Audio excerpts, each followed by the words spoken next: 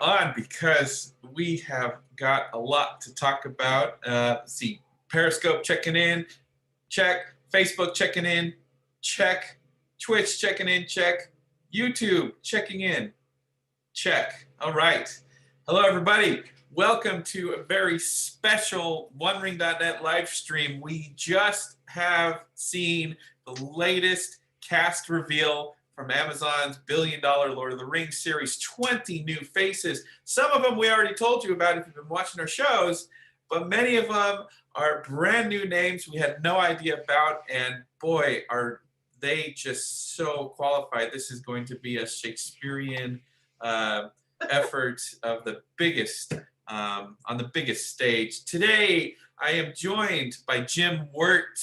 He is a contributor to the OneRing.net and has been a valuable part of our Atlanta DragonCon team, and you've seen him on several other of our live streams this year. I also have Joel Bion. Is that how I say that? It's close enough. He's a longtime contributor to the OneRing.net, going all the way back to our IRC days when, you know, internet was hard.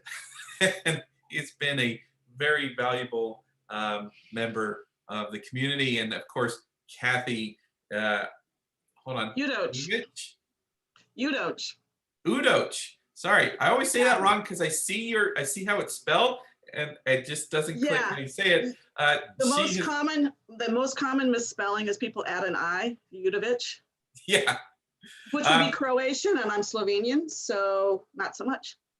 Kathy is a longtime contributor to the OneRing.net. She is an event organizer. She puts together most of our panels and events when we can actually get people together. So hopefully in the coming years, we can get back to that. And guys, will people be able to join this from those various from Facebook, Twitter, and all those things? Yes, we've got. Because I just emailed our group that we're going live because Kirsten was saying that there wasn't a link available. Yeah, you're right. There was some. Everyone got the notification. There is over 300 people already joined. So guys, let's take a look at the cast of Lord of the Rings. Do you have a handy dandy screen share? Yay! Our contributors won't be able to see what the internet sees unless you bring up the YouTube or Facebook page and put it on mute. But we've got a grid of everybody that's joined, the new cast members. If you go to the OneRing.net, it's the big article at the top of the page where we break down the names, the actors, the actresses, and what they've been in before.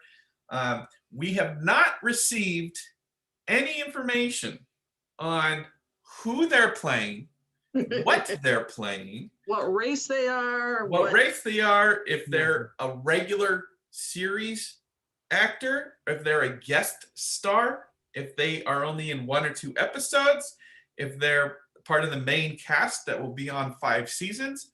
Third elf. We do not have confirmation on any of that. All we can do is speculate, and that's what we're going to do today.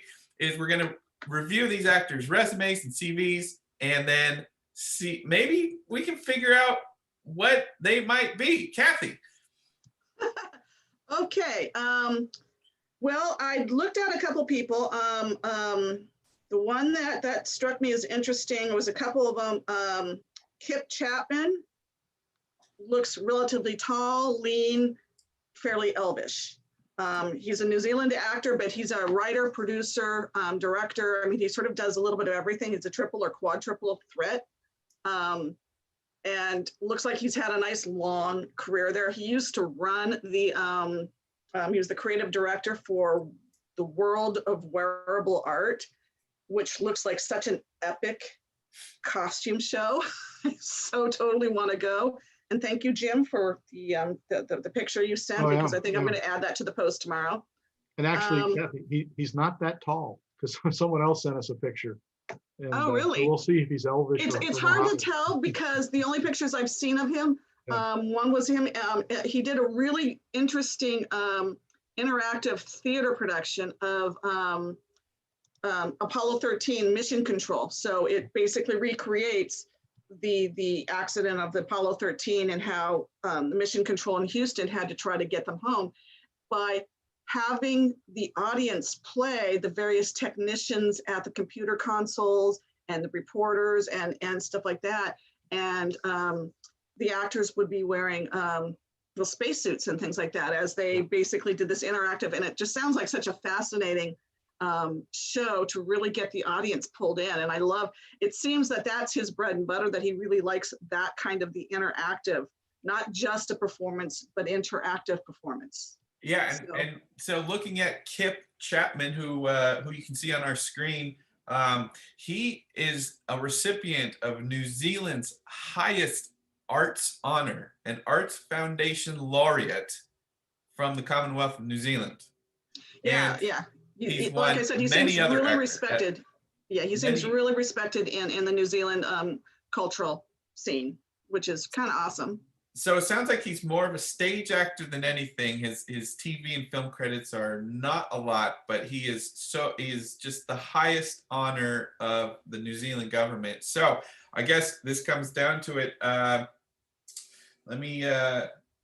What do you think, Kathy? You looked into his resume. Yeah. What do you think he could play?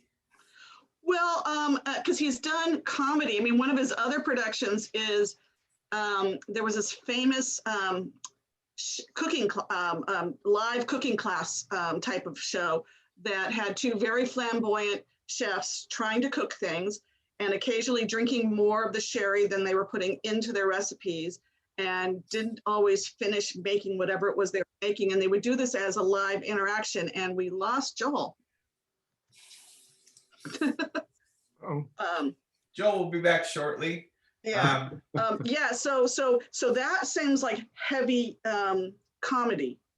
So he's done comedy, but he's also played a cop. He's played gangsters, thugs. Top of the Lake is a show that's directed by Jane Campion, and that one has received, it's an Emmy Award-winning show. So yes, he has done.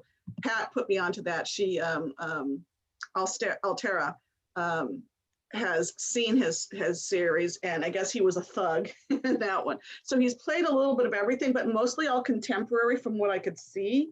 But is he normally so he sounds like he's a bad guy. He has played a bad guy, but he's also played an astronaut, and he's played a flamboyant chef. So okay, Jim, I just brought his picture up on screen.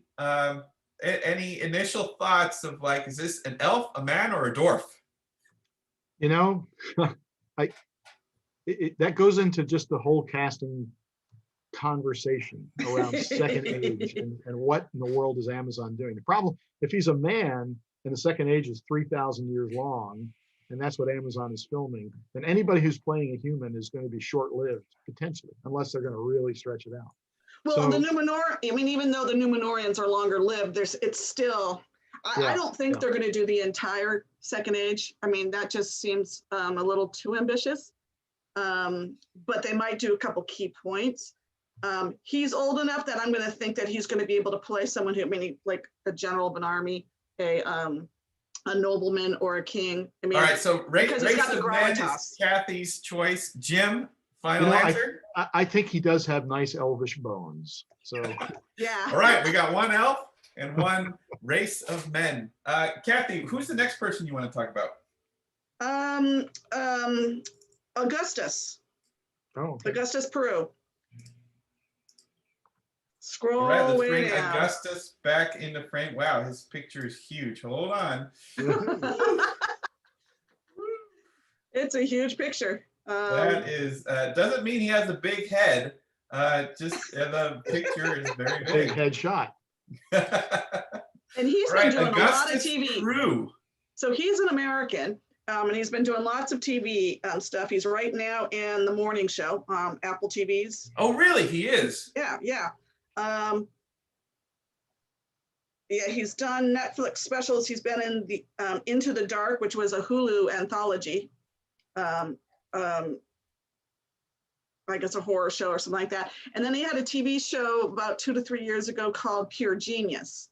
Oh, I where remember. he Yeah. played the genius. He was a young genius tech guy who wanted to save the world, one sick patient at a time, but wasn't a doctor and therefore didn't always understand. Wait, so he was the star of that show?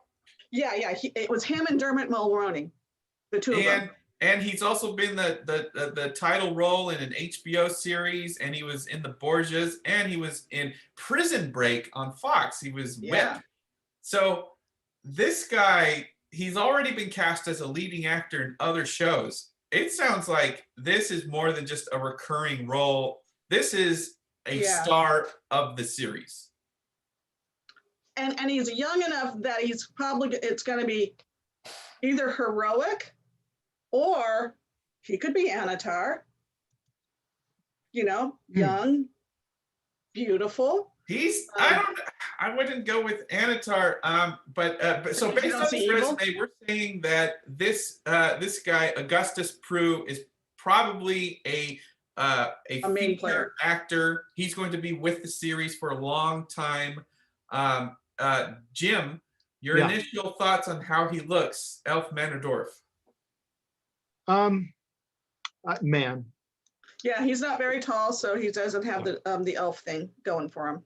I think he could be a dwarf. You put that guy under makeup, like the hot dwarves are coming back. We have to put see anybody the under history makeup of the dwarves. Remember, we have to see the building of Moria. Where there's a lot of storyline. Remember, only 3 rings were given to the elves. 7 were given to the dwarves. That is a lot of dwarves and their peoples. I don't know if he's got the gravitas to play a king dwarf though. Because he's not old enough, but then again, obviously with all the makeup on and stuff like that, I suppose he could be anything. But we've got some other characters who look like they could carry off Dwarf King much. We've got we're watching the chat room and appreciate everybody in the chat watching on Periscope, Twitch, YouTube, and Facebook. Please keep commenting on who you think and what you think. Sarah in the chat room says he looks too kind to be Anatar. But that's the point. Anatar is supposed to fool everyone. That's the point. The great deceiver. He doesn't look deceiving. That's the thing. Sauron is the great deceiver. This guy does not look deceiving. He just looks kind. Okay, and we have somebody else. There is at least somebody else later on we'll get to, but the next one I wanted to go to is Peter Mullen. All right, before that, one last comment. Eravani says he looks like an older Tom Holland. That's true. He probably, he does. I don't know if he can sing and dance like Tom, but hey. So the interesting thing, Jim, I'm glad you agree because J.A. Bayona is the director of the first 2 pilots, the first 2 episodes of Lord of the Rings. So basically the tone of the entire series is being set by J.A. Bayona. Right. Tom Holland, this guy looks like Tom Holland. Tom Holland's very first acting role was in J.A. Bayona's film, The Impossible. J.A. Bayona discovered Tom Holland, discovered him, said, I can make this kid a star, and he did. Yeah, so did you see the film? Did you see that film? Jim? No, I did not see that one. No. I highly recommend it. I can tell you right now, aside from the crying, you're also on the edge of your seat. It's one of the things with it's the white knuckle ride because it's the tsunami and it's a family, and you literally see them being bombarded with it. You see the destruction. I mean, I don't know how they did this and how much water work these people had to do, but it must have been frightening for some of them at times. It stars Ewan McGregor, Naomi Watts, and Tom Holland in his first role. So if J.A. Bayona can make a star out of Tom Holland, imagine what he can do with Augustus Prew, who is already a leading man in many other shows. So Justin, before we move on to the next one, just one thought back on Anatar. I think that Young's or romantic or seductive Sauron is going to be the big bad of the series. And so my motion would be that he's already part of that first wave of casting that we've already seen. I'm not looking at he's in there already. Anatar in this latest wave. I think he's probably already showed up even in those first two J.A. Bayona. I agree. Yeah. Rin in the chat room says he was in the show The Borgias. Okay. He was a sleazy and haughty prince, and he was really good at it. Well, that would make him a good, Numenorian sleazy king type person. Yeah. A prince that had a dining room full of his father's enemies' corpses and laughing at it. So would that make it? Could you see this guy as the Prince of Arnor? I don't know. All right. Since we don't know what section of Numenor we're gonna get, it's so hard to tell. All right, Augustus Prue. You guys want to follow him on socials because I think he's going to be with the show for a long time. What's the next name, Kathy? It was Peter Mullen. Peter Mullen. All right, let's bring him up. Man, there's a lot of pictures here.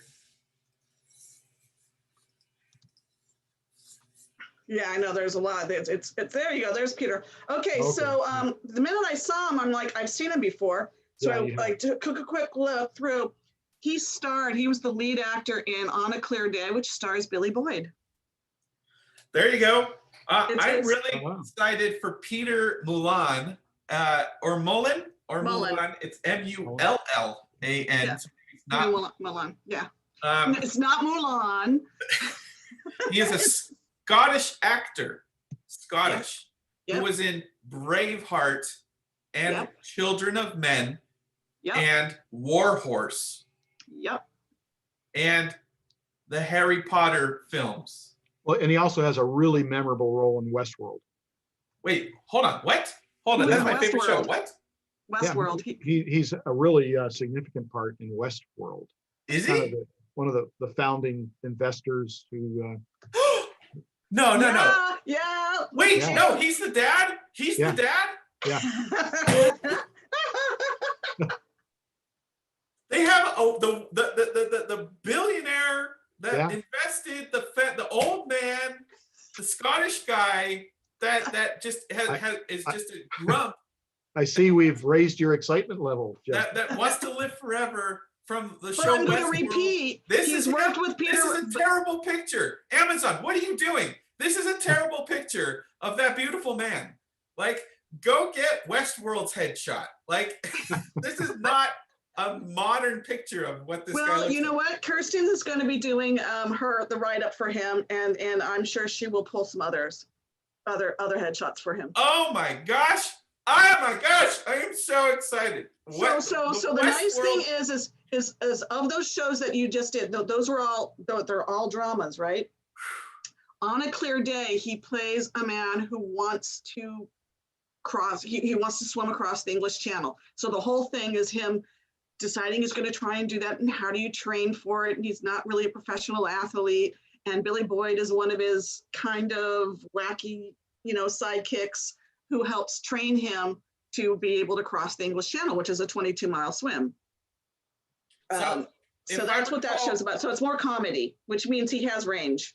He's also been in Ozark. I think a lot of his roles recently, he maintains his Scottish accent. So my question to you, Jim, what is there a race of Middle-earth characters that speak with Scottish accent to? Absolutely. Dwarves. You're talking dwarves.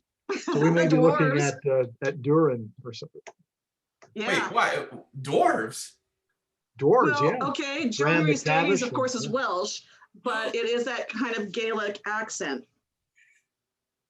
Dwarf. So, can you imagine a Westworld guy dressed as a dwarf and a king of dwarves? I can see it. He would bring a lot of gravitas to the. He's got the gravitas.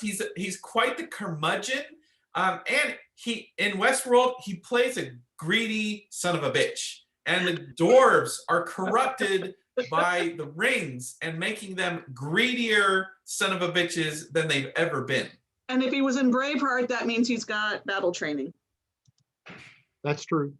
Yep. Eravani says, I could see this guy being Elrond's brother after he chooses mortality in his age. Ooh. Well, he does have this kind of gravitas.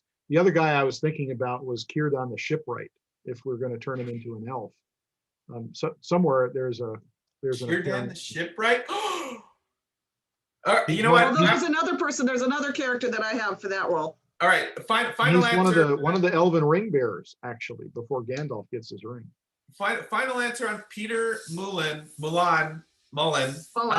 I said he is a king of dwarves, and just from knowing his work in Westworld, he is a son of a bitch, greedy son of a bitch. Yeah, elf and a dwarf. So you're recording this, Justin, which means you're now on the hook, and people will go back and ask you what you actually thought.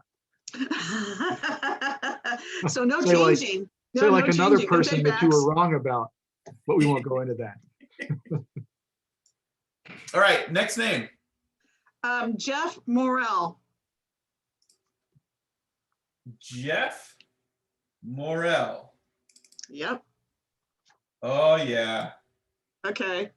This is, yeah. He's definitely also got elf or the shipwright. And when I saw him, I was thinking immediately the captain of a ship.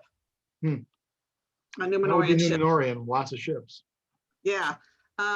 So he's been in Top of the Lake. So he starred with the other guy. Oh my goodness. One of the other. This guy looks like a pre-Nazgul king of men. Yeah, that could also work. Yeah. Because everything we know so far is that Amazon is intent on setting this series in the same universe as Peter Jackson's films. So at the beginning of Peter Jackson's films, we see the Nazgul before they turn. And they all have big gray salt and pepper beards. This looks like a man, a king of men that is corrupted and turned into a Nazgul. And he's an Australian actor, so he's been in Ned Kelly, Oscar and Lucinda. He's been in, he was even in an episode of Farscape, which is one of my favorite sci-fi shows, and the only one that's ever been filmed down in Australia that's been broadcast up in the US. But he's got a wide range, and he's been in Top of the Lake with Kip Chapman. So the same kind of gangster, thuggery, small town New Zealand thuggery. If the most recent movie that I can recall he was in was Clint Eastwood's The Mule. Yeah, which is, I think, is currently running on HBO and HBO. Yeah, that was just Max. last year. Yeah, that just came out last year, didn't it? Or the Yeah, year so before? if you want to get a taste of Jeff Morrell, an Australian actor, well-respected Australian actor, look for Clint Eastwood's The Mule. It's basically geriatrics turned drug runners. Interesting. Yes, that's a movie I did too. Yeah. But I'm all in on a king of men that turns into a Nazgul. He might be one of the first corrupted kings of Sauron. Any other thoughts? Well, again, as I said, I saw him sort of as a captain of a ship. You know, the Numenorians are mariners. So even if it's not like a specific person, I just see him. Patrick for some Douglas reason, in the chat room says shave him and make him an elf. So that's Shave him and make him an elf? Good point. I just want to. Yeah, actually, there are some headshots that you can search where he is more clean shaven. It's interesting. I thought that Amazon chose to use this picture. Yeah, so Amazon, don't be playing tricks on us. No more of this bad headshot misdirection. Okay, we know dwarves don't have beards, or elves do not have beards. So Amazon, truth in advertising. That's all I have to say. Now, what's interesting though, I've seen artwork done of Círdan, and he does have a beard. So maybe. Hey, Círdan is okay. I'm sorry, and I'm going to say it. Is Círdan a Numenorian or an elf? No, he's one of the oldest elves around. He's the master of the harbors. He was at the Grey Havens. Oh, so okay, so maybe it's just because, yeah, you're right. We've never seen elves with beards, but maybe because the oldest of the old. Yeah, and you would associate. Círdan was the guy who received one of the 3 elven rings, Narya, which is ultimately the one that Gandalf, spoilers, ends up with by the end of the period. Orion's Angel in the chat room says, so could Galadriel be in this Amazon series? I'd be down for Kate Blanchett. Short answer is the one actor that we do have confirmed is Galadriel is in this series. She's being played by a younger actor. I believe it's Markella Kavanagh. Might be wrong. But I can confirm that. For sure, this TV series has young Galadriel and young Elrond. Period. End of story. Those are the two facts. This series has young Galadriel, young Elrond, and by extension, young Sauron. But we don't know if Sauron's going to be young. But we do know Galadriel and Elrond are going to be played by 20-somethings. Galadriel is played by Morfydd Clark. Morfydd Clark. That's right. The Welsh actress. Yeah, the Welsh actress. All right. Next name, Kathy. Let's go with a lady. Let's go with the first one, Cynthia Ade Robinson. Oh yeah. She is gorgeous. Yeah, and she's been in a lot of things. She's she's been in Spartacus, so we know she can fight. She was what was her name in Spartacus? She was a kind of a slave turned warrior. So I'm not sure I'm going to Maeve. What was it, like Maeve or something like that? Or Naevia or Naevia. Yeah. And it's interesting there because she was Manu Bennett's character's love interest in Spartacus. So there's a Rings connection there. Yep. She actually overlapped with some of the Craig Parker episodes in Spartacus too. Yeah, she also was in, she co-starred in USA Channel's The Shooter and played an FBI agent. So she's played cop. She was in The Accountant with Anna Kendrick and Ben Affleck and J.K. Simmons. So big movie. The big show that she's in now is Power. Yeah, on Stars. Stars, Power. I'm telling you, every time that show is on the air with a new episode, it trends nationwide on Twitter. Power is one of the biggest shows of the last 5 years on TV. And if you're not watching it, you're missing out because it is one of the best shows on TV. It's called Power. So it's always trending. So many people talk about the show. She's one of the stars of the show. And that's what's really exciting. And Jim, you were just saying that she brings some dramatic energy. Yeah, she's a strong up and coming actor. She has a wonderful range in the roles that she's played, from fantasy to action to drama. She had sword training to prepare for her role in Spartacus. Before acting, she was a dancer. So she's going to bring a whole host of possibilities. She's going to be doing some.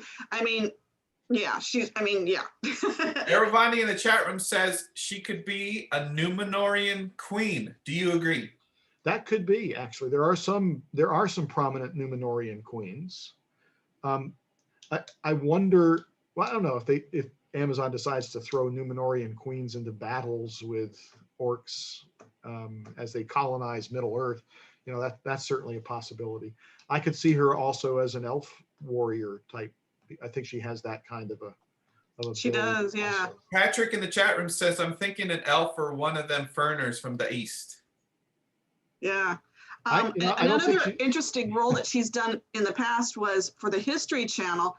She played Dr. Emily West in the miniseries Texas Rising, which is an interesting because it's a period piece. But playing a doctor. So she's really got. She's also I would think would be considered a star player. A main level cast member. I think she's around for a while. Anka in the chat room says queen or princess vibes. Yes, royalty. That's what we're getting at. I think she's protagonist. I don't see her as antagonist. Queen of the East peoples kind of. So Cynthia Ade Robinson, I'm probably saying that wrong. I'm saying everybody's name wrong today. Cynthia Ade Robinson is probably royalty, possibly Númenórean royalty, probably a good person on the good side, and but half the chat says just looks like an elf to me, and that's right too. I think she absolutely could be an elf. Yep. And there's only been one comment, but I will acknowledge it because we have to deal with this on Twitter. There's been a lot of ugly comments, and I've already blocked a bunch of people. But hey, listen, this is not casting for diversity's sake. This is not, hey, we got to make the show woke. This is an actress of accomplishment in many other shows of similar caliber. She's got the chops. And by the way, Tolkien never describes race on any of his characters. The closest he got was describing Aragorn as a darker skinned. That's all he got for race. So, and the dwarves were described by the color of their hoods and the length of their beards. That's right. So this is, her casting is true to Tolkien, no matter who they cast her as. But so we kind of agree. We don't agree on elf or Númenorian, but let's ask. And just let me jump in a little bit on that. For me, the Tolkien fandom, more than any other fandom on the planet, expands across the most plural, wonderful range of nationalities and ethnicities and just background levels. It is a beautiful thing. There's huge fandom groups in Japan. Brazil has a wonderful website that we've had, the OneRing.net's had ties with. So yeah, it's the fan base has been multicultural for decades. And embedded in the story, and the easiest example would be a Gimli and a Legolas, of millennia of hostility between races, and Tolkien uses that story to bring them together. So to claim that there is some sort of ethnic purity that needs to be at the core of Tolkien is anti-Tolkien. I'll just say it flat out. Oh yeah. So I think this is, if you look at the overall tapestry of the casting that Amazon has released, I am encouraged by all those who are encouraged to see this wonderful assembly of faces from all these different cultures coming together on a project that we hope that we'll love. We'll see what Amazon does with plots and so on. But yeah. And if you remember, their very first tease that they put out was maps, the map of Middle Earth. And it expanded to the furthest reaches that Tolkien ever wrote, which would imply that we might go off the map that we've always seen within the books. We might go further west, further east, further north than we've ever seen before. Yeah. And, Middle Earth has to be populated by people. Final question, since we can't, since she could play many characters, the one question, is she a regular cast member for the whole series? Oh yeah. Or is she a special guest appearance? Well, she's done both, but she's really come into her own lately in playing episodic series. So yeah. I think she's a regular. Yeah, I do too. She's got the gravitas for. I hope she's positioned as a lead actor, like big beautiful posters, like on all the talk shows, like. She's earned it. She's got it. Next name. Yeah. Next name. Let's go with somebody interesting. I'm looking. Sir Lenny Henry. Oh yeah. Oh yeah. Boy. Oh yeah. Let's go with the we've had Sir Ian McKellen and Sir Ian Holm, and now we have Sir Lenworth George Henry. One thing, so when we first saw this note, Hannah said, "The comedian." He is, but I mean, he's a co-founder of Comic Relief. That Robin Williams. Robin Williams, Billy Crystal, and Whoopi Goldberg, and so he would have been the UK tie. He is. To bring it. Yeah, he is the British equivalent of Whoopi Goldberg and Robin Williams. He is that Absolutely. stature. Yeah, oh yeah. Yeah, I mean, he's been knighted for heaven's sakes.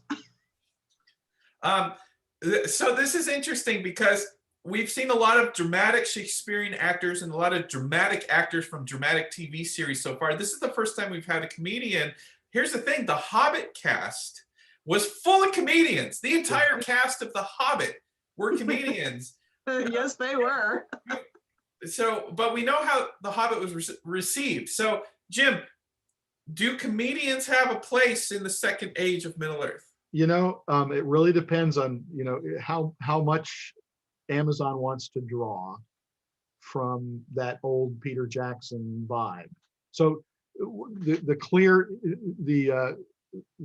connection would be kind of that dwarvish comedic part that they gave to Gimli in Lord of the Rings, or Billy Connolly in the Battle of Five Armies.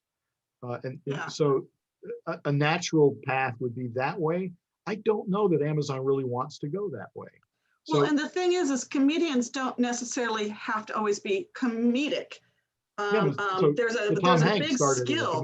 Yeah. There's a big skill set that comedians have. I mean, they are fabulous actors. I mean, if you look at Robin Williams in Good Will Hunting, which is a dramatic role. So I'm more than positive that he's got the chops to handle the drama. Leia in the chat room says he looks like he could play some sort of political or military leader. We've got another comment that says, didn't you all see the character description leaks? I remember which one actually matches this dude. If you can bring that up, if you can bring up that, just paste it into the chat, the character description leaks that you think this actor is, please, let's talk about that. Now, you're right. I can see him as a military leader, because again, because of his resume, he's got that vibe that he doesn't even have to say a lot or do a lot, because he brings a gravitas, or not a gravitas, but a presence. Patrick, that's right. Patrick in the chat room says the Walking Dead series is full of comedians playing very serious roles. That's absolutely true. The Henrik Antozizik, I'm sorry, I'm saying that name wrong, says, I think he seems to be a dwarf general. A dwarf general.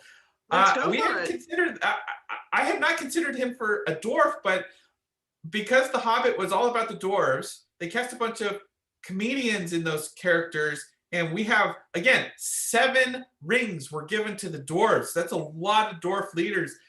Jim, going back to the books and Tolkien's descriptions, is there anything precluding Sir Lenny Henry from being a leader of the dwarves? No, I mean, the dwarves had multiple kingdoms, usually under different mountains. And so it's quite possible. Yeah, you're right. They gave out 7 rings to the dwarf lords in their halls of stone.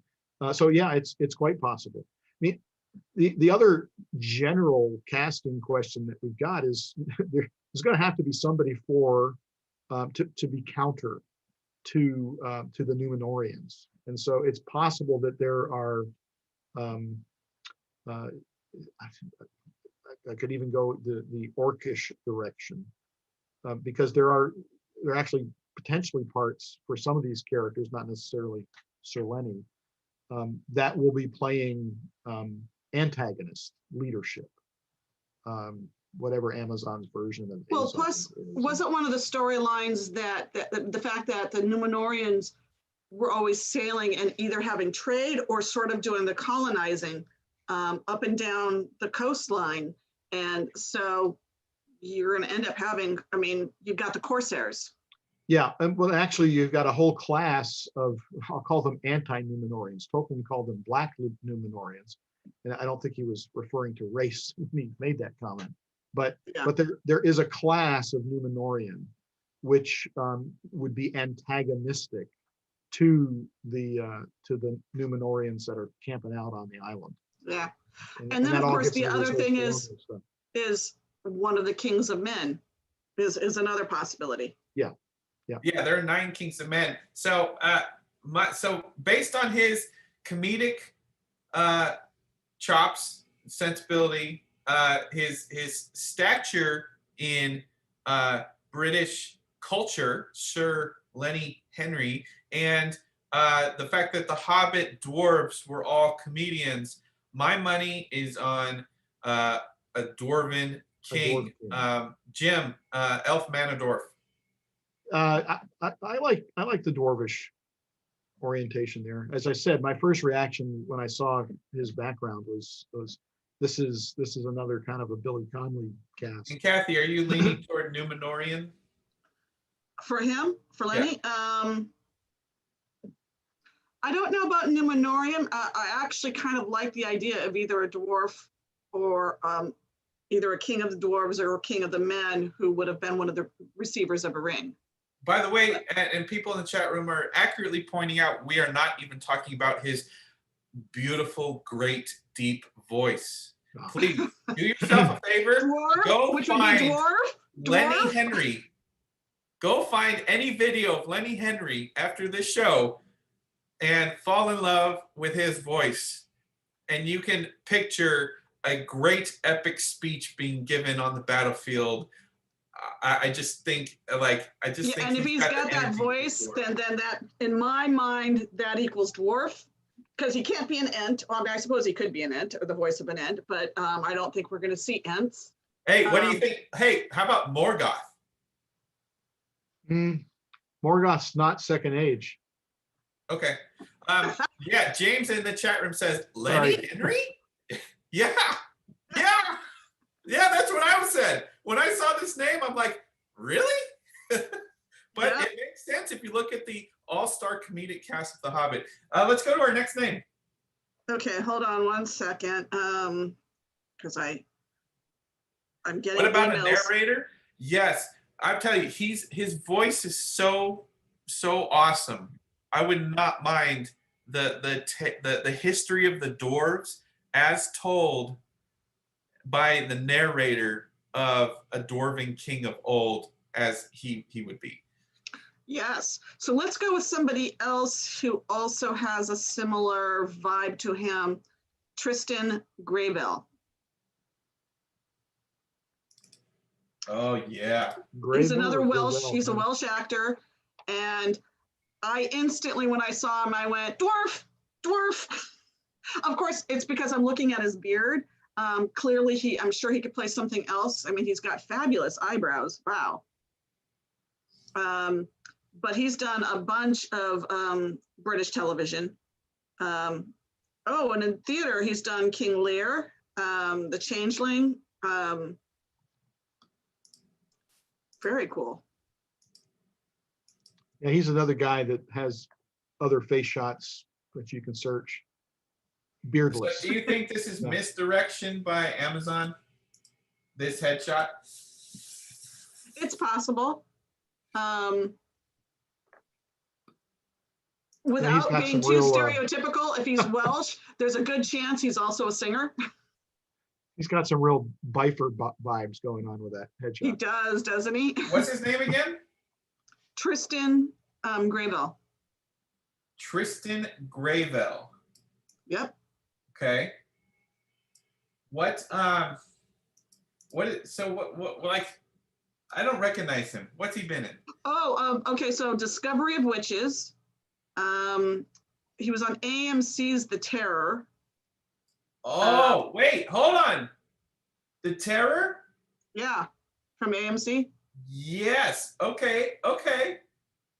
Yeah, I remember that. If you guys haven't seen The Terror, it was on AMC here in the States. It's it's probably one of the best, most suspenseful shows, but it's really well produced. Yeah, he was in that. He's amazing. That show is amazing. Yeah, he was also recently, so a recent screen error was the BAFTA award-winning feature film Beast with Jessie Buckley and Johnny Flynn. And I know Jessie Buckley, she's a Scottish actress. All right, so we got people in the chat room saying definitely dwarf-like. Another person says definitely a Numenorian. Another person says take away the beard and he could totally be an elf.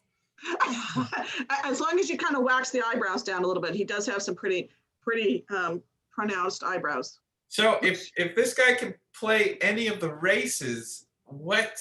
I just have no. I can't place him. I cannot place him. Jim, like I think he has great antagonistic looking chops, eyebrows, piercing eyes. well, okay. So you brought up the eyebrows. This is the first time anyone's brought up anyone's eyebrows. So let me ask you this: Elrond's brother. Elros? Elrond is Elrond half elven, correct? Yes. Yeah. Which means there's Is a Elros his brother half Yes. elven? Yes. Yeah, yeah, he's the one that chose the mortal life. And everyone in the chat room says this guy could be an elf, a man, or dwarf. He's got the eyebrows similar to Hugo Weaving, which is now being played by Robert Arameo. Could this be Elros? Elros? Yeah, it could be. So yeah, if Robert Armao plays young Elros, the early second age founding of Numenor, yeah, I could see that. This guy has great eyebrows, second only to Lee Pace. Yeah, and of course he could be another king of men.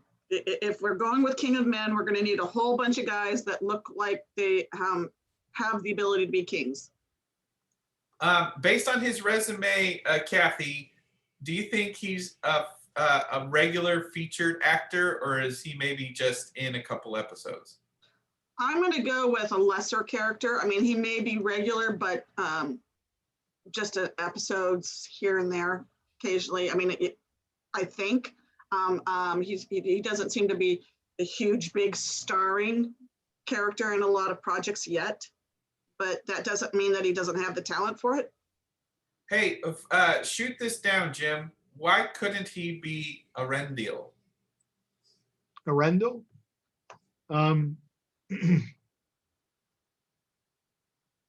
Yeah, I think he could.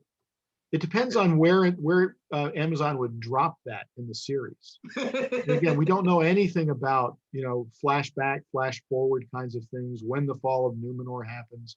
So yeah, we will ultimately need an Arendil and his sons heading to Middle Earth. What do you think about Thranduil's father, Orifer? Well, I don't know if we're going to be doing a lot of Mirkwood or Green. This is about the rings. I'm telling you, this show is about the 20 rings that need to be distributed. Yeah. So Anatar. Anybody for Anatar? None of those rings head to Mirkwood. Anatar is possible, but I still have another candidate for that. Yeah, I don't think this guy.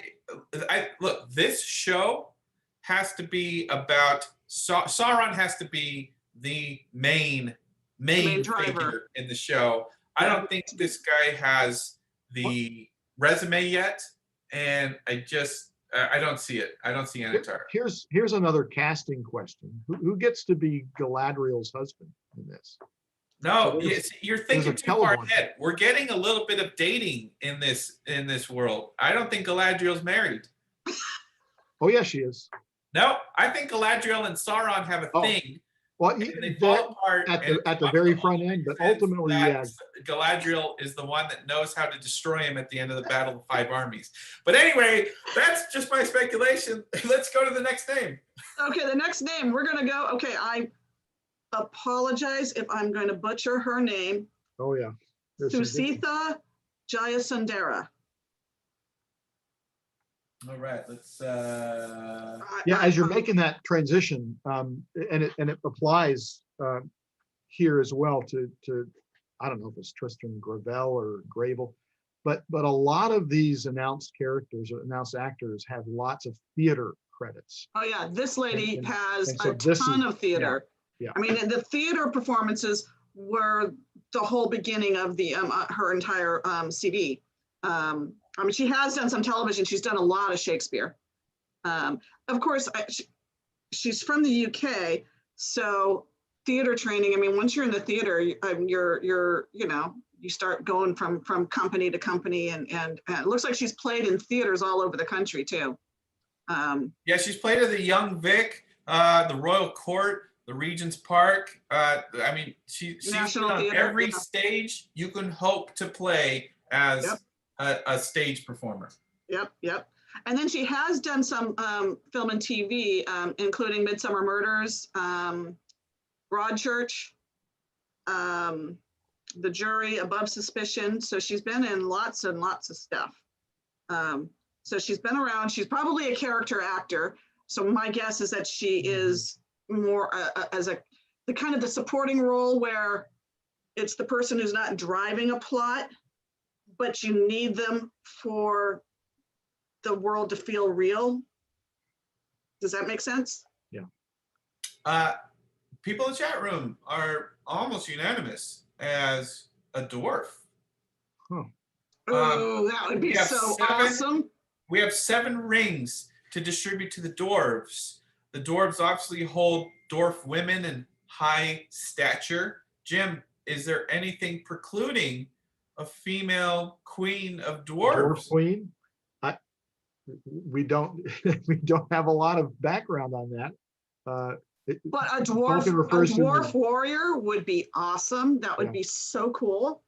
I love that idea. The expectation is you are not a leader of dwarves unless you are a warrior of dwarves. They position, both in movies and in the book, they kind of position that whole race of dwarves as battle hardened, right? Yeah, they all fight. Yeah. They all fight.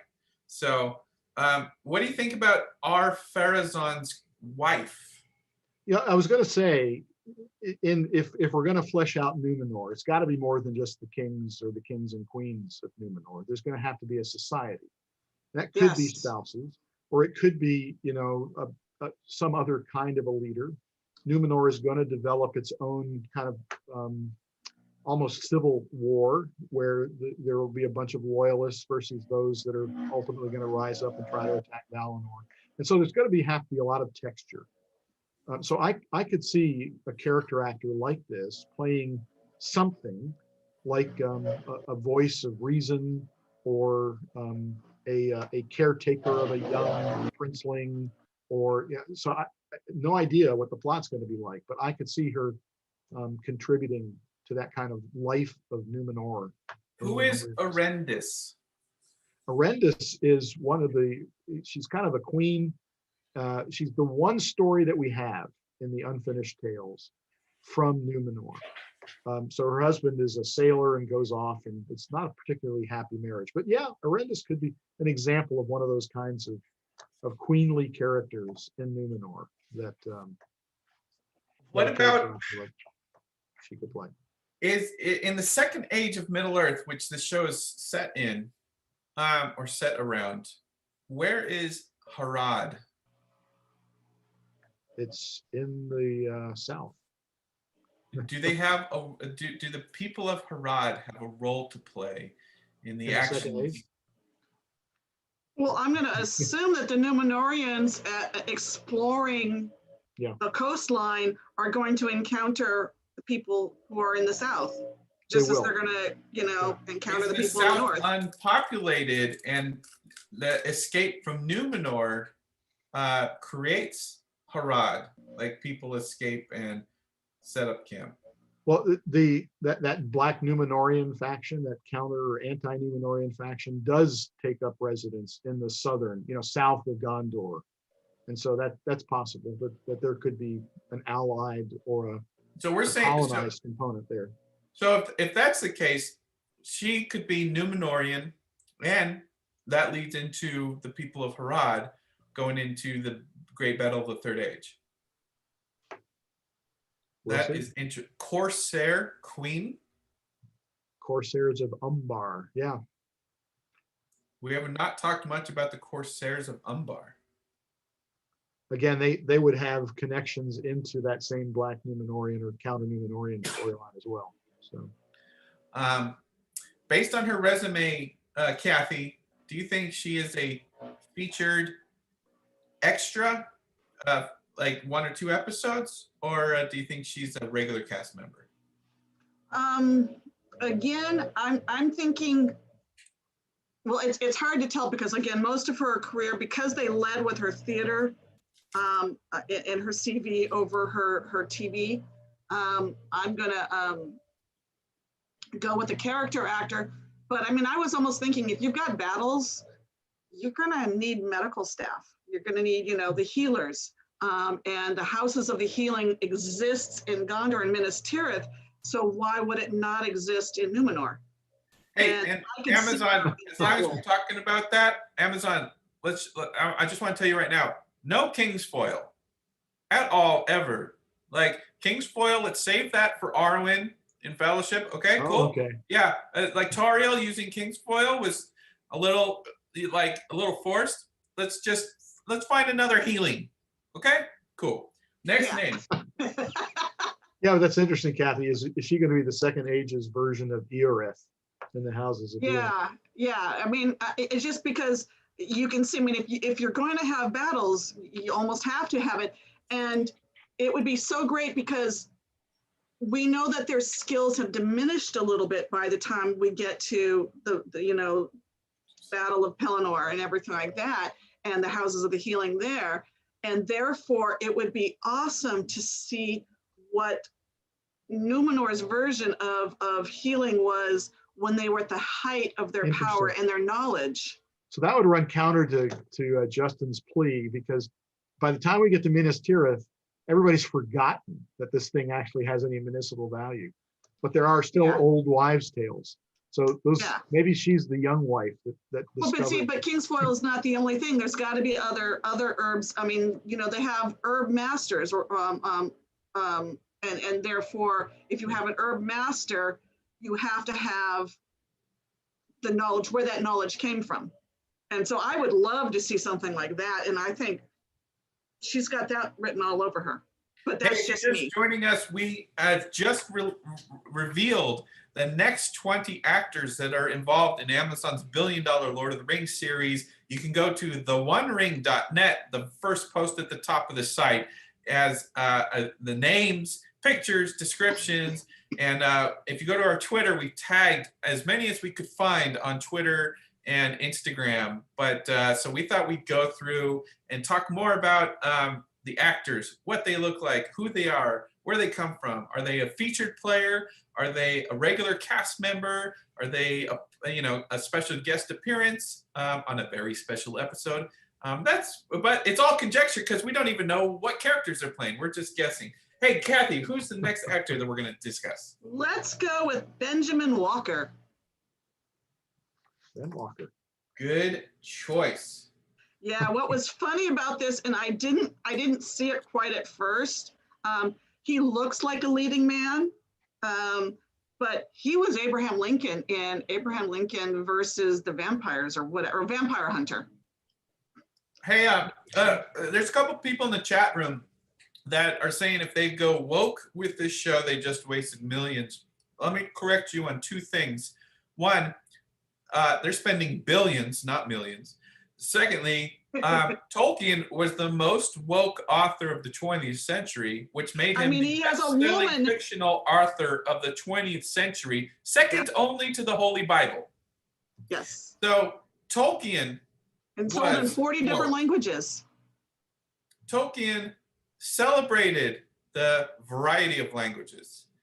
Tolkien was anti-war based on his own experience. War, what is it good for?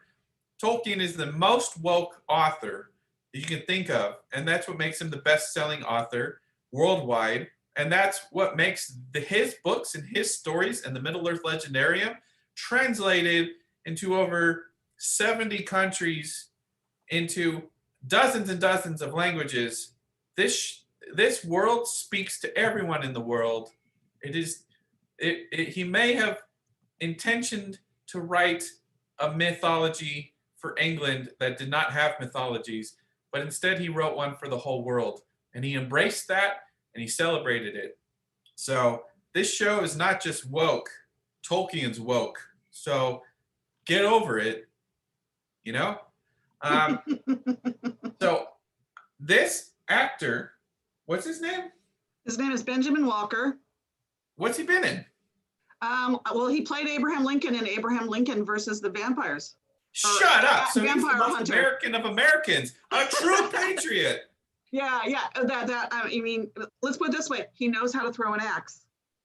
And he was in Flags of Our Fathers with Clint Eastwood. That is our second connection to Clint Eastwood today. Thank you very much. And he was in Jessica Jones' final season. Jessica Jones? Oh my gosh, I didn't even watch that final season because I knew they were going to cancel it, so I didn't want to get involved. Although, why would you not watch a show if you know it's going to get canceled? That's like not dating someone because you know they're going to break up with you. That's just stupid. Just stupid.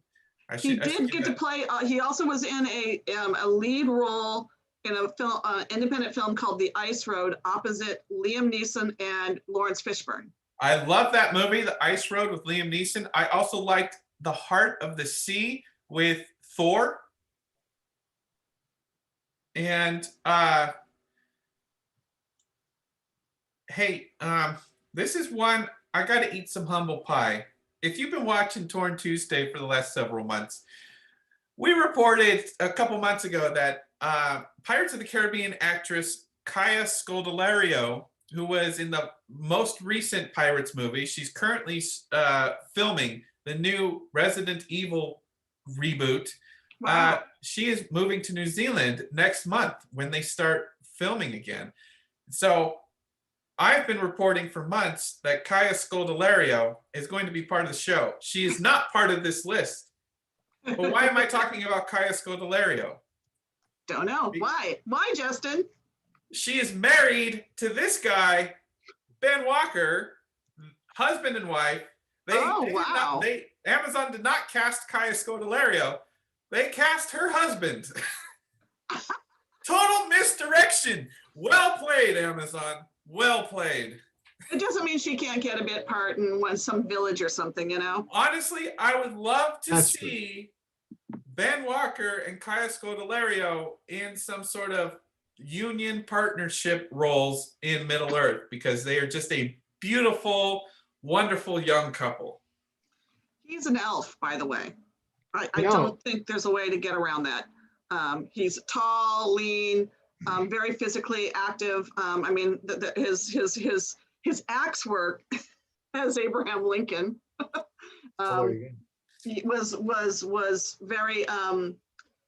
There was a lot of stunt work in that stuff, particularly the train scene, if you remember that, Justin. So here's a crazy idea. Here's the first guy I thought of when I saw this headshot. Okay. I thought this guy looks like Carl Urban. Urban?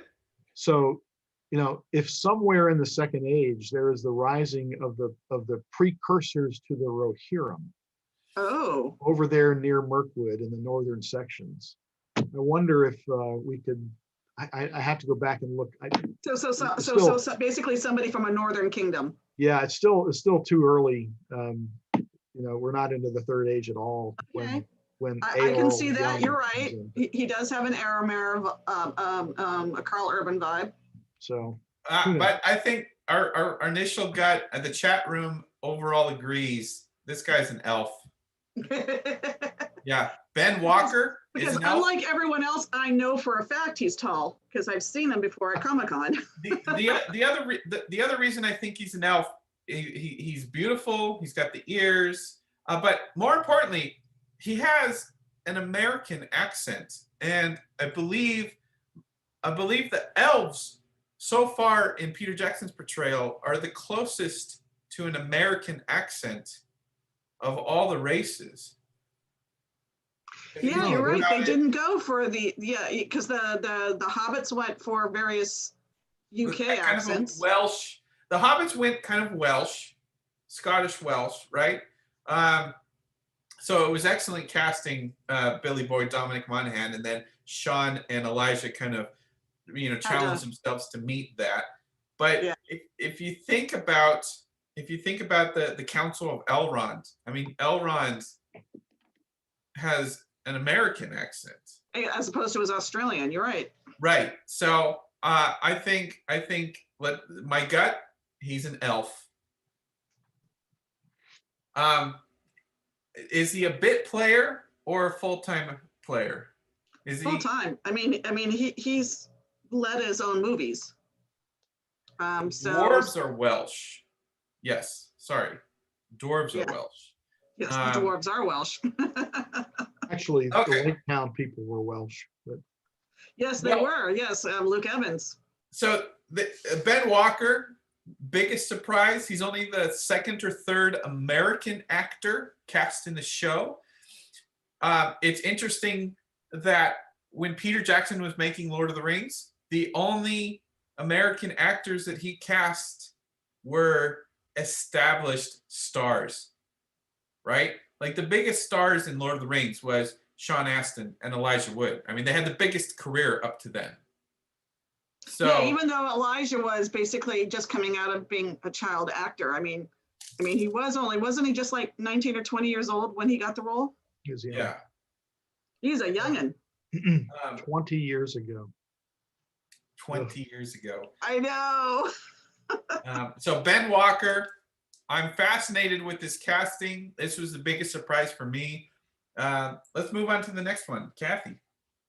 Let's go with Sarah Zwangobani. Gosh, I hope I didn't butcher her name. Sarah. As soon as somebody tells me how to pronounce her name correctly, I will do that. I saw Sarah's headshot and I'm like, Obama? Like, she looks like Malia. Doesn't she look like one of the daughters? Yeah.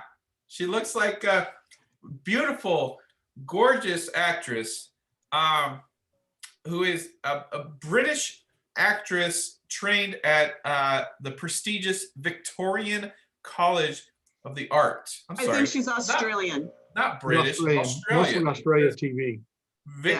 Victoria is in Australia. Sorry, I'm eating too much sugar, Smarties. Well-respected Australian actress. Now, here's the thing. Raise your hand if you liked Hamilton. Hamilton and chat room, give us a shout if you liked Hamilton, because I think Hamilton is universally loved.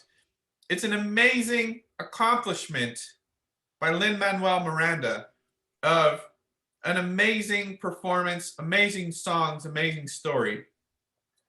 In spite of this, it's just an amazing accomplishment. So, why do I bring up Hamilton? Has she done a version of it? Sarah Zwangobani in Australian stage theater performed as Mark Antony in the Bell Shakespeare Company's Julius Caesar. Oh, yeah, that's awesome. So she played Mark Antony. I wonder who was playing Cleopatra. That is so cool. I would love to know what they did with the rest of the cast. No Cleopatra and Julius Caesar, but no, she played Mark Antony. Yeah. So if you liked Hamilton, unfortunately, it's only been a stage presentation. I don't know if there's any YouTube videos up on it, but you want to look for the Bell Shakespeare Theater Company's production of Julius Caesar. Jim, remind me, what does Mark Antony do in Julius Caesar? Well, he's kind of one of the leaders of the plot against Julius, as the big speech. Wait, is he? Well, he's not. No, he's not. He's the one that goes after the plotters. That's right. Yeah, he's on Julius Caesar's side against Brutus. To Brutus, it's Brutus. Brutus is one of the conspirators, and so Mark Antony goes after him. So initial reactions from the chat room. Elvish, what do you think? I have no idea. If she can play Mark Antony, she can play a warrior, because that's what Mark Antony is. That's right. He's a soldier. She is good with the sword. I can tell. There is a fierceness in her eyes. Sarah Zwangobani. Yeah. Austin just joined the chat room, excited about the cast announcements. Yes, we're going through each of the actors that we just found out about one by one.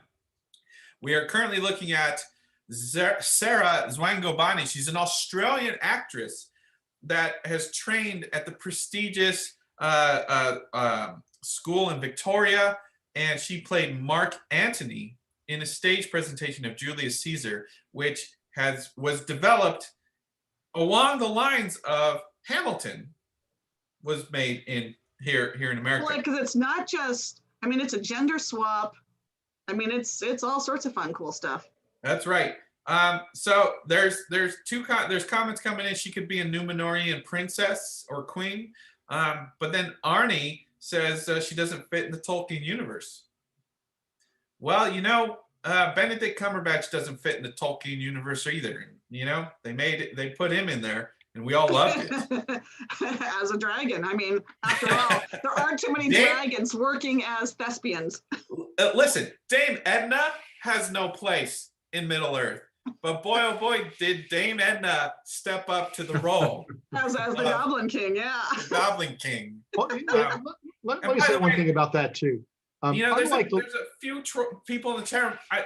You're not trolls because you genuinely believe this, but we've been down this road where when Ian McKellen was cast as Gandalf in 1999, nobody knew who he was. Anger that some fans felt that Ian McKellen, an outed gay actor, proud gay actor, should not be in the conservative Catholic Tolkien's stories as such an important character as Gandalf.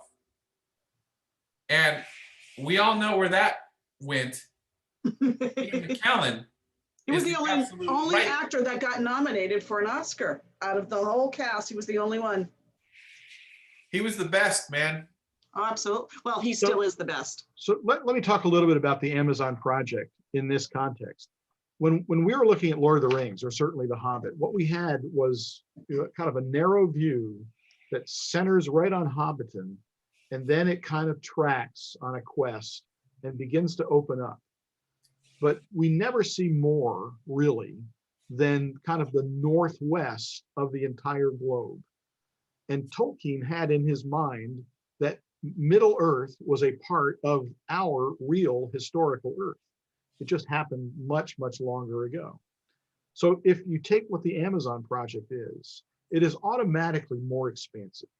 It is going to be more geographically expansive. It's going to be more culturally expansive.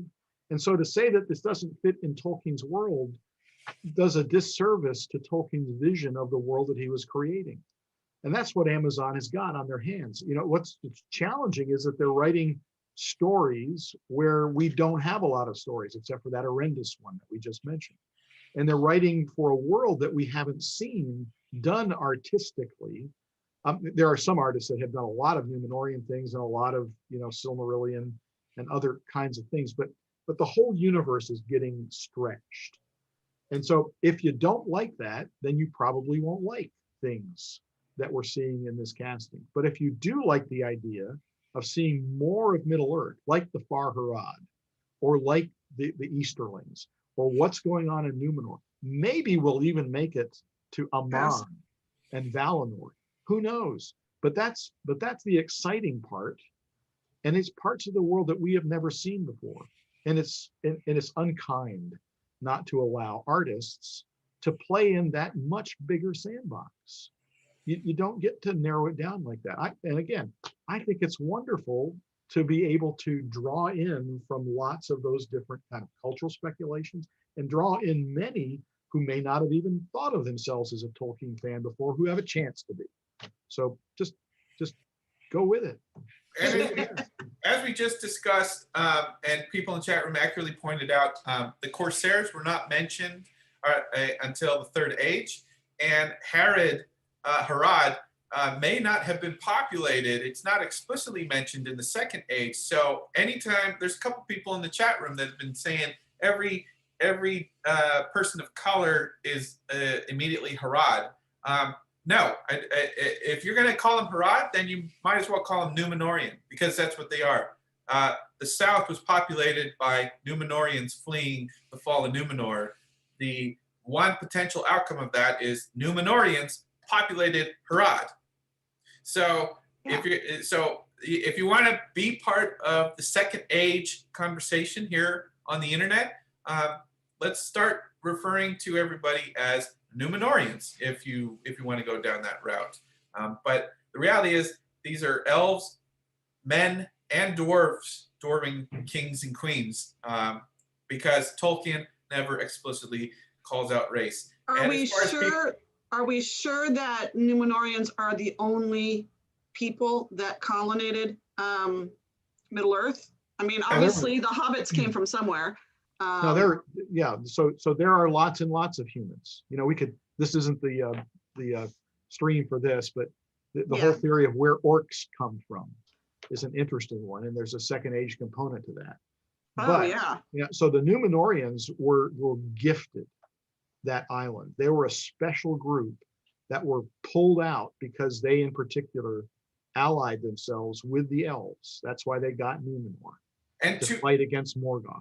But there are lots of other humans around. Yeah. And part of this story is going to be about colonization issues, and not all pleasant ones as Numenor comes back to Middle Earth. Yeah, because you have colonization, but you also have, i.e. when Numenor falls, so you have refugees, people who flee back to Middle Earth. And that's the other thing. I mean, people moving around, obviously the Rohirrim coming out of the north and settling. I mean, there's something that drove them out of the north so that they settled down and they helped Gondor, and therefore Gondor gifted them the land that became Rohan. And so people moving because of whether it was weather things or whether they're running from battle, the migrations of people is a completely normal thing. So we might actually see where people came from before they went to another place where we actually know in the Third Age that they ended up in. Yeah, so that's a good illustration of that Corsairs of Umbar comment. Yeah, they're Third Age, but they had to come from somewhere. Yeah. And so, you know, the opportunity is to explore origin stories. And to be clear, when Tolkien describes Black Numenorians, he's describing their heart, not their visage. And and to be completely clear, Aragorn in the books is described as having darker skin, and we know he's related to the line of Numenorian kings. So, hey, look, if you want to get true to Tolkien, Aragorn's lineage goes back darker and darker and darker. So, okay. All right, next actor. Leon Waddum. Leland? Leon Waddum. Leon? Let me see. Yeah, he's down at the bottom. I mean, he's right next to Ben. Yeah, there you go. Oh, yeah. He's a youngin from New Zealand. So what did Kiwi actors play in Lord of the Rings so far? There's one. I'm trying to remember who it was who played Peter Tate. Orc. Yeah, Peter Tate was Shagrat. We'll get to him soon. Yeah. So this guy's name is? This guy was in Power Rangers. Who is it? What's his name? Leon Waddum. Leon Waddum. Waddum. W-A-D-H-A-M. Leon Waddum. Think of a wad and a ham, and then run it together. Leon Wadham. Waddum, yes. Just don't say it like that because that's probably not how it's pronounced. So he's been in Power Rangers Beast Morphers. He's been in some other shows, Brokenwood, When We Go to War. The interesting thing about this guy, Leon Waddum, is he is definitely a film and television actor. He's mostly a television actor. He's not a stage actor. He's chosen television as a profession. Yeah, he's also done some short films. Yeah. So he's a TV dude.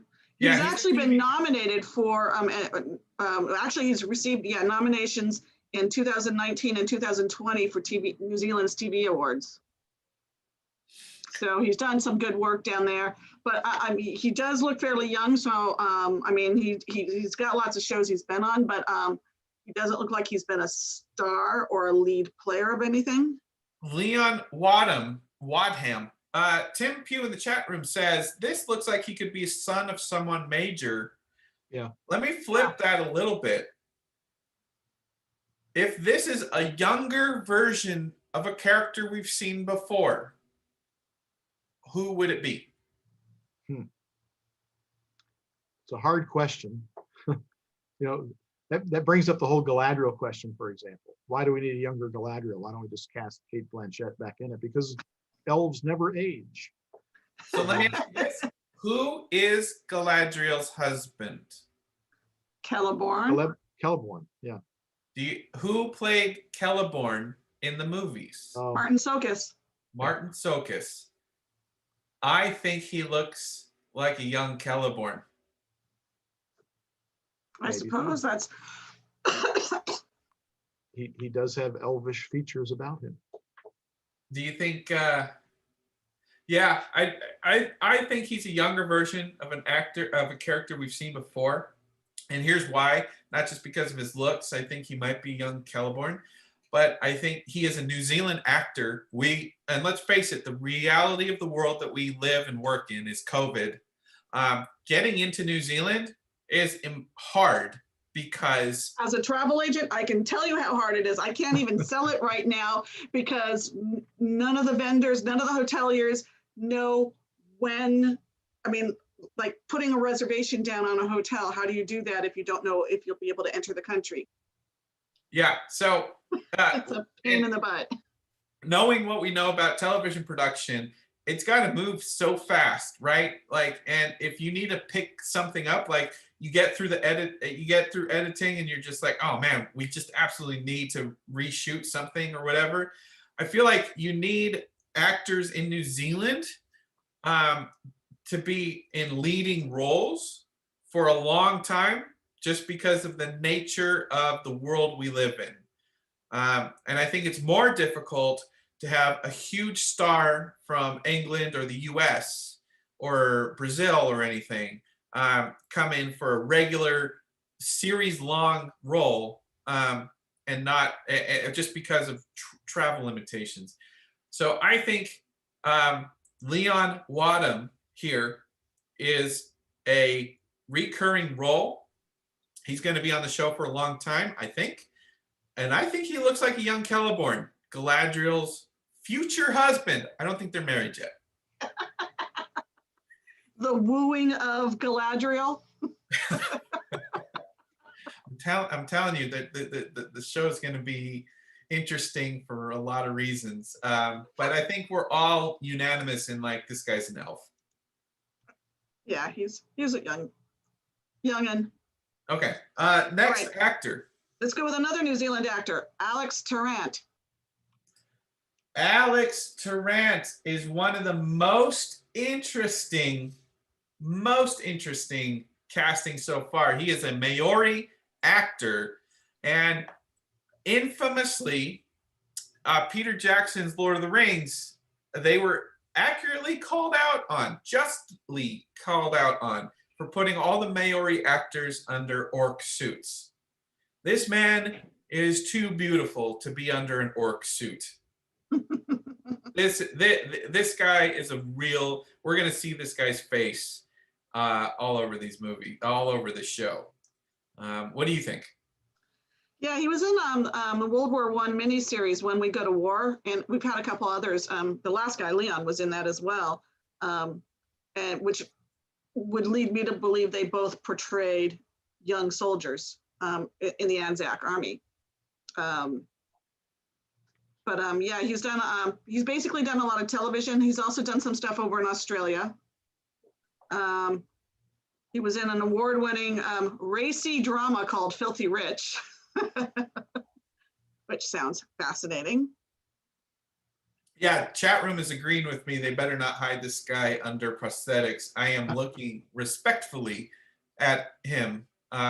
He has got the acting chops. He's a Maori actor who went to a prestigious drama school there in Aotearoa. He's been in BBC shows. He's worked in Canada shows. He's just getting started. He's an undiscovered gem of a talent, right? And he only got his first international feature film just last year. So this is one of those actors that that just has the chops, has the looks, is leading man caliber. And I will remind everybody that in 1999, when they cast and started filming Lord of the Rings, guess who had never acted in any TV or film, and his first acting gig Orlando ever. Bloom. A drama student. Drama student Right out Orlando of drama Bloom school. Yeah. landed the role of Legolas. Kathy, Jim, Well, you the guys other thing about remember- Alex is that he also has apparently some comedic background. So he was in a comedy in New Zealand called Mean Mums. So like some of our other conversations about, comedic actors expanding their range. And for me, a lot of comedy comes really from a heart of tragedy. And so, and you can see that in people like Robin Williams or Tom Hanks and other great comedians. Back in the day when we found out this guy named Orlando Bloom was cast as Legolas. I mean, Legolas is a very, very important part of the Fellowship and the entire series. Was there any concern or caution that they've just handed a very important character to a very unknown actor? I remember at the time in 2000, 2001, being very cautiously optimistic about the show because I had seen The Frighteners. So I knew that Peter Jackson had done, the sci-fi, the CG stuff and everything like that, and had a bit of a comic turn and stuff like that. But of course, all of his other things were sort of like horror films, except for Beautiful Creatures.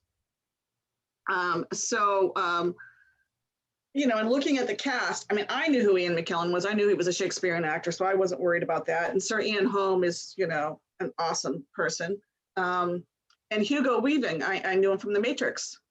So, there was, you had enough actors with names and you had new people. And when it comes down to it, when you're introducing like a race of elves, since elves don't exist in our real world, you don't really have an idea of what they're like because you've never seen one. So it kind of gives that particular role more of an open book. I mean, now we sort of have expectations for elves and dwarves because we've seen them portrayed now. So let me But at that time in 2000, 2001, you could have done anything with the elves. As long as he walked on the top of the snow, I was good. And he did. He walked on the top of the snow. There you go. Hey, so Alex Tarant is the actor we're looking at right now. Jim, I want to ask you, because the chat room's asking, Elendil? Again, we're back to that speculation of timing. And Who is Elendil? Elendil is the father of Isildur and Anarion. So the lead guy who takes the true and faithful Númenóreans and sails to Middle Earth after the fall of Númenor. So we see Elendil in the front of the prologue of the first Lord of the Rings movie. He's the guy that Sauron kills and snaps his sword, Narsil. And is Elendil related to Aragorn, or is Elendil the namesake of a sword? Yeah, Elendil. No. Elendil is Aragorn's forebear. So down through the long line of Isildur and Anarion, you ultimately get to Arathorn and Aragorn. So he's of the line of what become the kings in Middle Earth and the remnant of Westerness or Númenor. So it would be, if he is, that would be a really significant role, but probably one, again, I don't know how Amazon's going to play it. If it's chronological, he would need to come in later in the series. But if it's a mixed chronology, then he would be one of the major opposing people against the rising Sauron, Anatar. So he would be an antagonist to. Yeah, I don't think Elendil he would be a protagonist working. Protagonist versus, yeah. Yeah, I think Elendil comes too later in the story than what the first season at least is going to be. That would be my hunch as well, but who knows? We have so many options. Elf, men, or dwarf? I'm thinking men. Yeah. I'm liking As you this. said, you don't want to hide that face under dwarf. I'm liking this cast. Alex Tarant is a New Zealand actor. He's based in Auckland. So Maori, I think that means he's going to have a long-term role with the series. Just because the realities of production, they need quality actors in New Zealand that can come to and from set and be there. So I think he's just a leading man ready for his big break, and I think this is it. And look, if Peter Jackson can make Orlando Bloom the biggest star in the world, J.A. Bayona can, and J.A. Bayona can do that with Tom Holland. I think Middle Earth, Lord of the Rings, and J.A. Bayona can do that with this guy, Alex Tarant. Need a new breakout out of New Zealand. Next. All right, another New Zealander, Peter Tate, also known as Shagrat. That's true. He's the one guy that's been in the Tate. Yeah, he's the one guy who's from Middle Earth already. Yeah. What do you mean? He was Shagrat in Return of the King. What's a Shagrat? an orc. He's one of the bad guys. He's one of the not. He was the one that looks like the Elephant Man? No. No. That was Lawrence Macaire. Yeah. Okay. He looks like Graham Mctavish. He looks like a dwarf. But he was Shagrat. But he could. You're right. He could very easily be a dwarf. In fact, that's actually probably what I would have cast him as was a dwarf. Although you know what? Jed Brophy has shown us that you can be anything. Because he's been everything. He's been everything. Yeah. Oh, the orc that stabbed Samwise in the back. Oh, the big long face with the shit-eating grin. That's him. Yeah, oh, so this isn't Battle of Pelennor Fields. This is when they go to Shelob's lair. Well, just afterward, Just after. The dark tower that's inside. Yeah. When they go to the Tower of Kirith Ungol, there's two main orcs. Shagrat's the big one, and Gorbag is the. He looks like Graham McTavish, but look, he could play an orc. He's also multi-talented. He can play the guitar and sing because he's been in a live performance once. All right, I'm calling it now. Dwarven King. He looks like Graham McTavish. He can sing. He can strum a tune. He is a dwarf that can sing, which is so desperately needed. A dwarf that can sing? Look, because you got to have that Misty Mountains cold.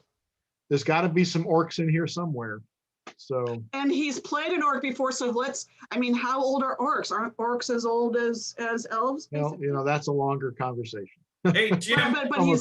but since he's been an orc before, why not just have him be Shagrat again? Or, Sergio in the chat wants to know, could Peter Tate here play our Pharazôn?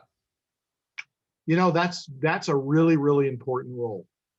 And so it's going to take, I think they're likely to cast that with a bit more of a familiar name. It comes in at the very end of the Second Age. Yeah, so, I think we're going to get a bigger name, and we've still got a couple that actually could qualify for that.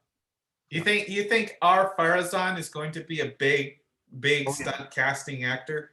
Well, I don't know that they're going to go it's not necessarily going to be a named. No, but somebody with a really good CV. Like Russell Crowe? No. A little too much. Not a big name, no. Just someone with a hefty career versus, I don't know, some of the younger kids that we've seen so far that just haven't built up their CV yet. Okay. But yeah, this guy's got a little bit of that Sean Connery vibe to him as well. Yeah.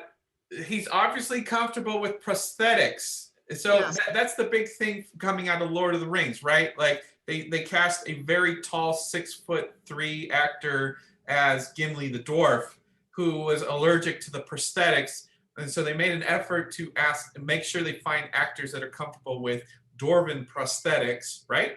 And so this guy, he was an orc in Return of the King, so he's comfortable with prosthetics. He looks like Graham McTavish, who was a dwarf in The Hobbit. He can sing and strum a tune, which is what dwarves need to do. I think he's a dwarf. I think he's got dwarf stamped on his forehead. Yep. Which will then be covered up by makeup. If I had a stamp animation, I would stamp dwarf over his lovely face. Next actor. Lloyd Owen. Lloyd? Lloyd. It's 2 L's. Lloyd Owen. Yeah. This guy's been around for a while. He's got a CV to play our Farazan. He looks like he's selling me some insurance securities. Or our Farazan. There you go. He's my pick. So I can't trust this guy. This guy looks like he's got a real estate deal for me. Okay, you want to know who he's played before that I think will change your mind? Yes. He was in the Young Indiana Jones Chronicles. He was the dad. He was senior. That show's 25 years old. I can't remember that. I can barely remember Lord of the Rings. Okay, all you need to know is he's played Indiana Jones's dad multiple times. It was a TV series and several movies. Okay, so but he's also been in a Bollywood film. So he's classically trained, at the Royal Academy of Dramatic Arts in London. He was part of the Royal Shakespeare Company. So this guy is as Shakespearean as you get. Yeah, and he is actually performed in a play with Dame Diana Rigg and David Suchet. So he's played with some big names. This guy's a classically trained professional Shakespearean actor. And he's done Bollywood. I swear to God, he's got a Bollywood film and under he's his done belt. Bollywood. I don't see him in anything more than a 1 or 2 episode character. I think he's a part-timer. Well, that would not be our Farazan then. I don't think he's our Farazan. I think he's playing a key and critical role in 1 or 2 episodes, but I don't think he's a series regular in the show. Seriously? He's unfamiliar, and he's Shakespearean, and he hasn't done a lot of TV and film. I think he brings in the gravitas when needed. But as we've seen with most TV shows, a character that shows up in the first season and has just a huge impact could have such a fan reaction that they bring him back for season 2 and 3 and 4, right? Unless he's a character that dies because, If he's human, that happens. Yeah, you can't undie. Yeah, I definitely think he's human. Or because we're in fantasy, not science fiction. The other science thing fiction can bring him back. The other thing is because he's a classically trained Shakespearean stage actor and has a huge stage presence, he probably knows how to over-emote and overact, which means it would be great for prosthetics like an orc, because you really have to overemphasize everything when you're buried under makeup. Yeah. Well, that would make him a dwarf. He could be he could be a dwarf king. That's right. So his name is Lloyd Owen, and we will find out more. There's another actor that was originally already announced called Owen. I think Owen Wainwright is his name.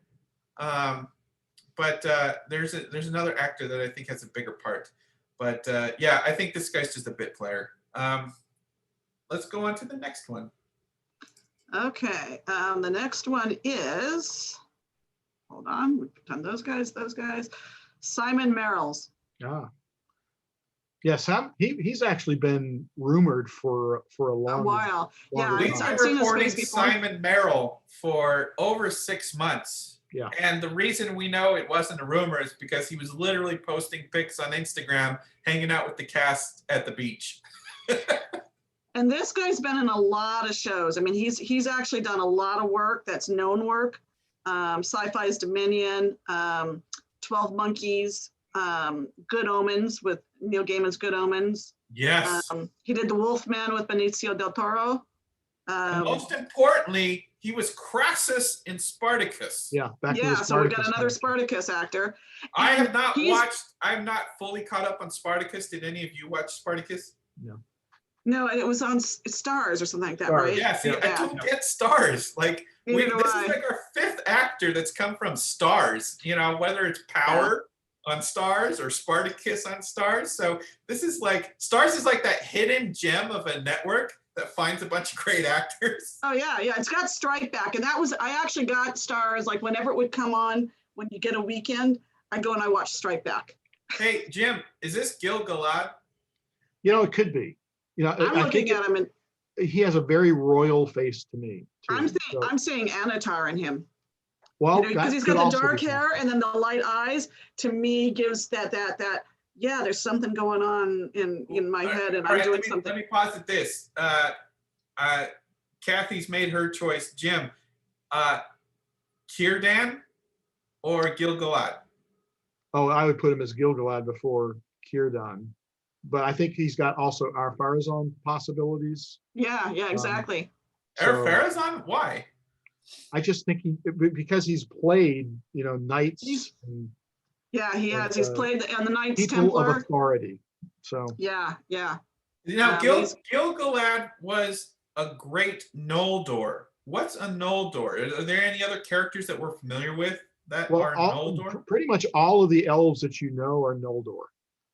So Like that's one of the branches or races of elves, and they're the ones that ended up coming back to Middle Earth after they left it and went to Valinor, and then lots of stuff happened, like the creation of the Silmarils and the burning of the ships and the kindred wars, and you know, so lots of interesting stuff. And then all those Noldor ended up coming back.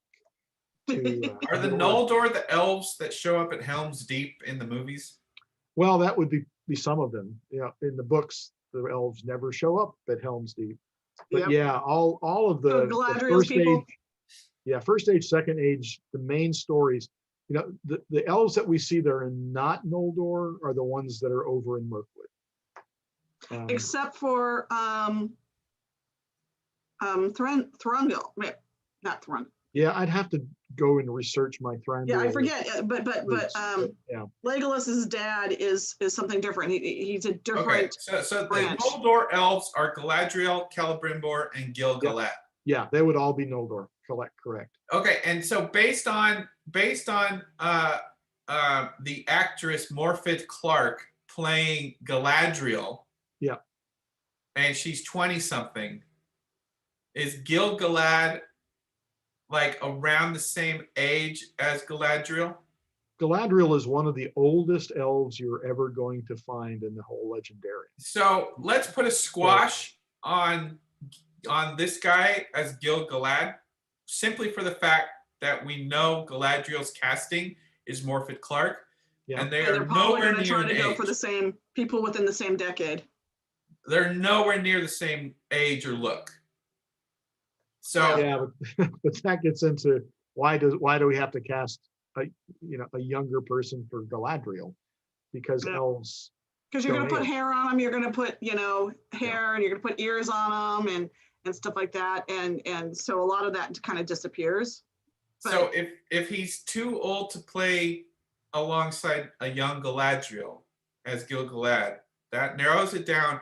I think he is an absolute major character. He's got the Absolutely. chops, he's got the resume, he's got the notoriety. He was in Nightfall, which you all should watch. Nightfall, you should watch right now. Right now. History I'm in Channel. Merrells. Who are two main characters in this Lord of the Rings Second Age show that this major actor could be a major star in? And we're saying possibly Círdan, the shipwright, or Ar-Pharazôn. The king, yeah. Although, you know what, there's so many kings. And so the era, because Ar-Pharazôn, was he the era where the rings started becoming a problem? Or was Ar-Pharazôn, he was at the time just before the fall? He's right at the end. So the rings are kind of middle of the Second Age. Ar-Pharazôn is going to be at the end. Yeah, so there will be other kings. I mean, well, obviously we need Nine Kings. Well, here's another guy that we haven't talked about casting Could at be all. Angmar, though, the Witch of Angmar. Sorry. Could be. The other elf that needs to be cast is Celebrimbor, who of Shadows of. Oh, the Forger of the Ring. But he is we need somebody who makes the rings. And so this could be Celebrimbor for all we know. I just don't think he doesn't look like. Excuse me, I'm going to walk away for a minute. I don't think. I think that the person that makes the rings has to be like a scientist, like a tech person, like a, wizardry. He's the best at making this stuff. I don't think he's the ring forger. Okay. But Ar-Pharazôn or Círdan who is Tar Palantir? Tar Palantir is another name. Oh no, he was one of the kings of men. The long line of kings of Numenor. Is he one of the kings corrupted? Do we know the names of all 9 Nazgul? No, not really. We have, I think, only one is confirmed. Really? Lots have been made up. Really? Yeah. So Tar Palantir was a king of men. May or may not have been corrupted by the ring. May or may not turn into a Nazgul, or the Witch King of Nazgul. Yeah. Is Tar Palantir related to the Palantirs that people hold? Well, Palantir comes from the same root. So Tar Palantir was known to go up on a tower in Numenor and look to the west after there had been some animosity that developed between the Numenorians and the elves. And so that idea of far seeing is embedded in that same root idea. And they might connect it to the forging. Did Tar Palantir create the Palantirs? I don't think so. Okay. But there is a king that is corrupted by the ring and becomes the Witch King of Angmar. That's true. And the Witch King of Angmar is the leader of the Nazgul. That is also true. The Witch King of Angmar is the one that is defeated by Éowyn. Also true.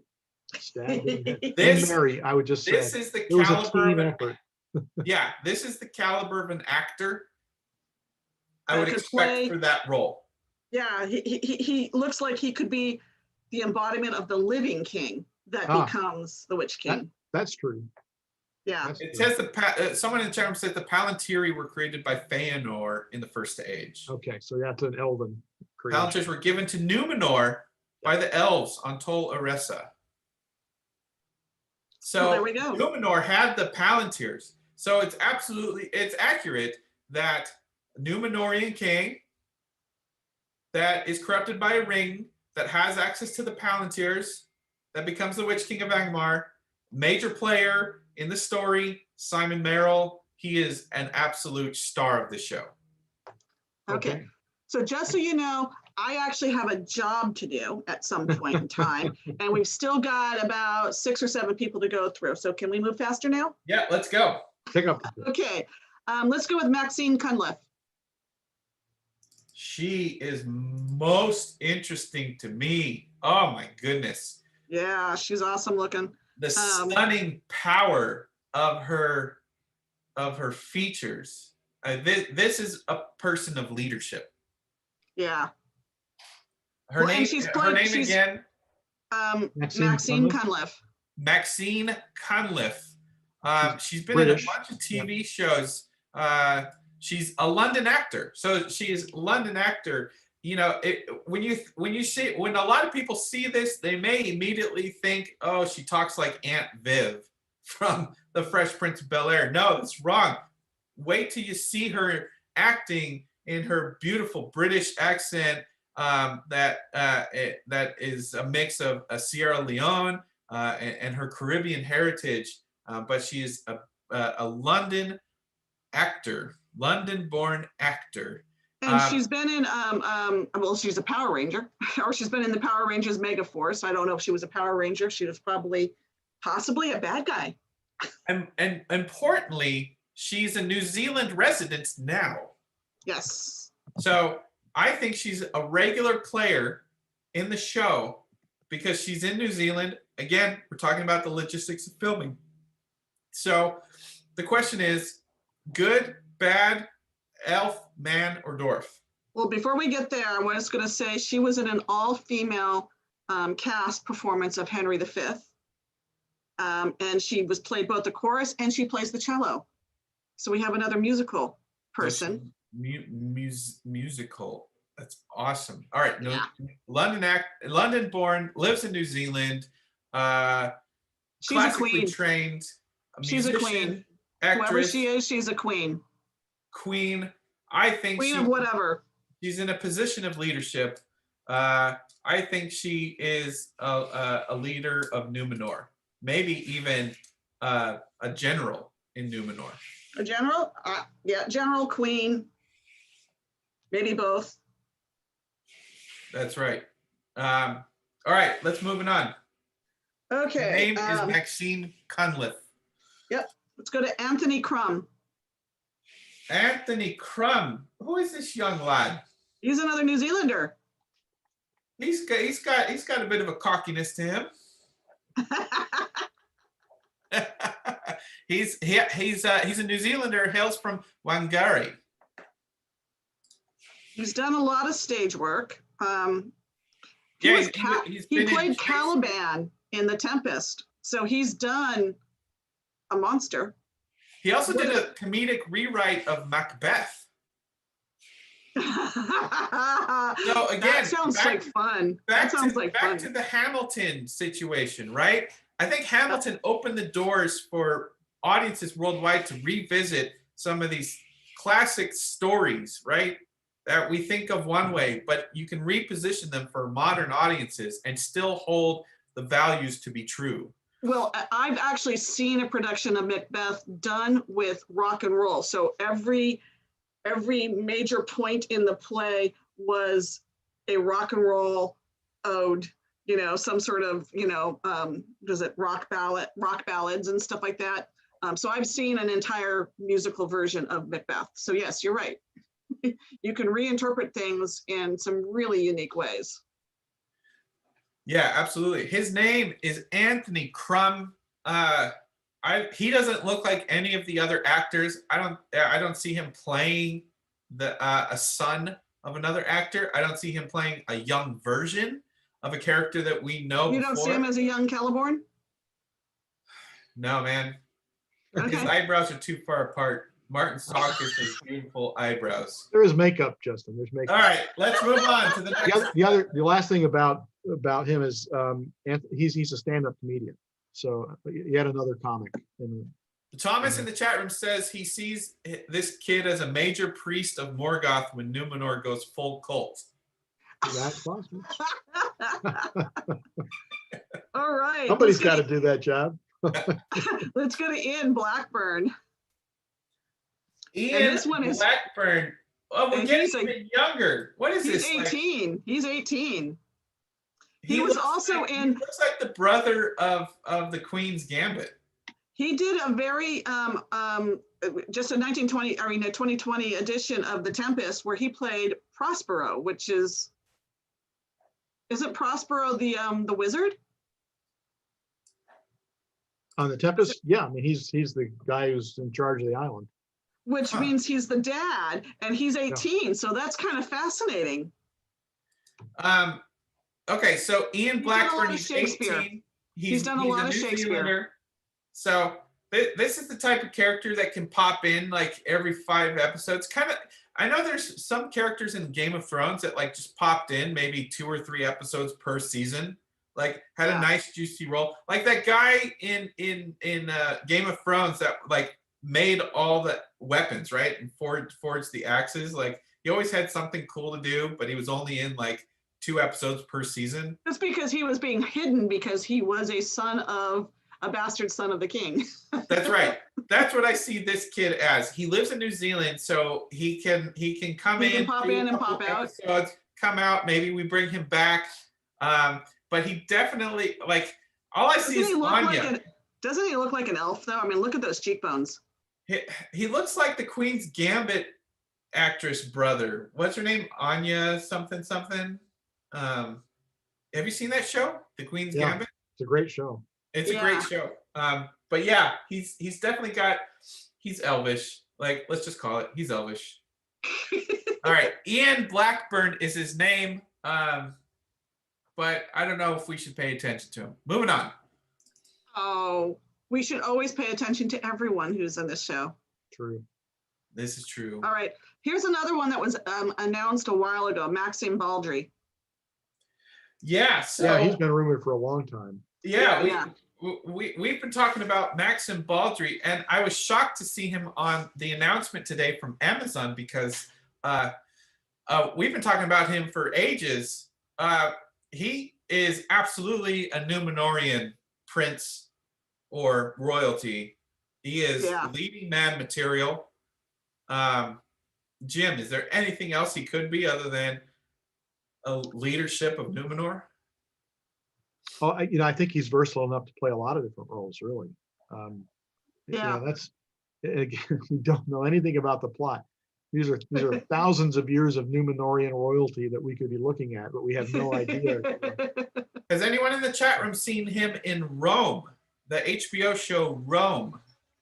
I've seen the show. I've got it on DVD, but he would have been a child because he's not that old.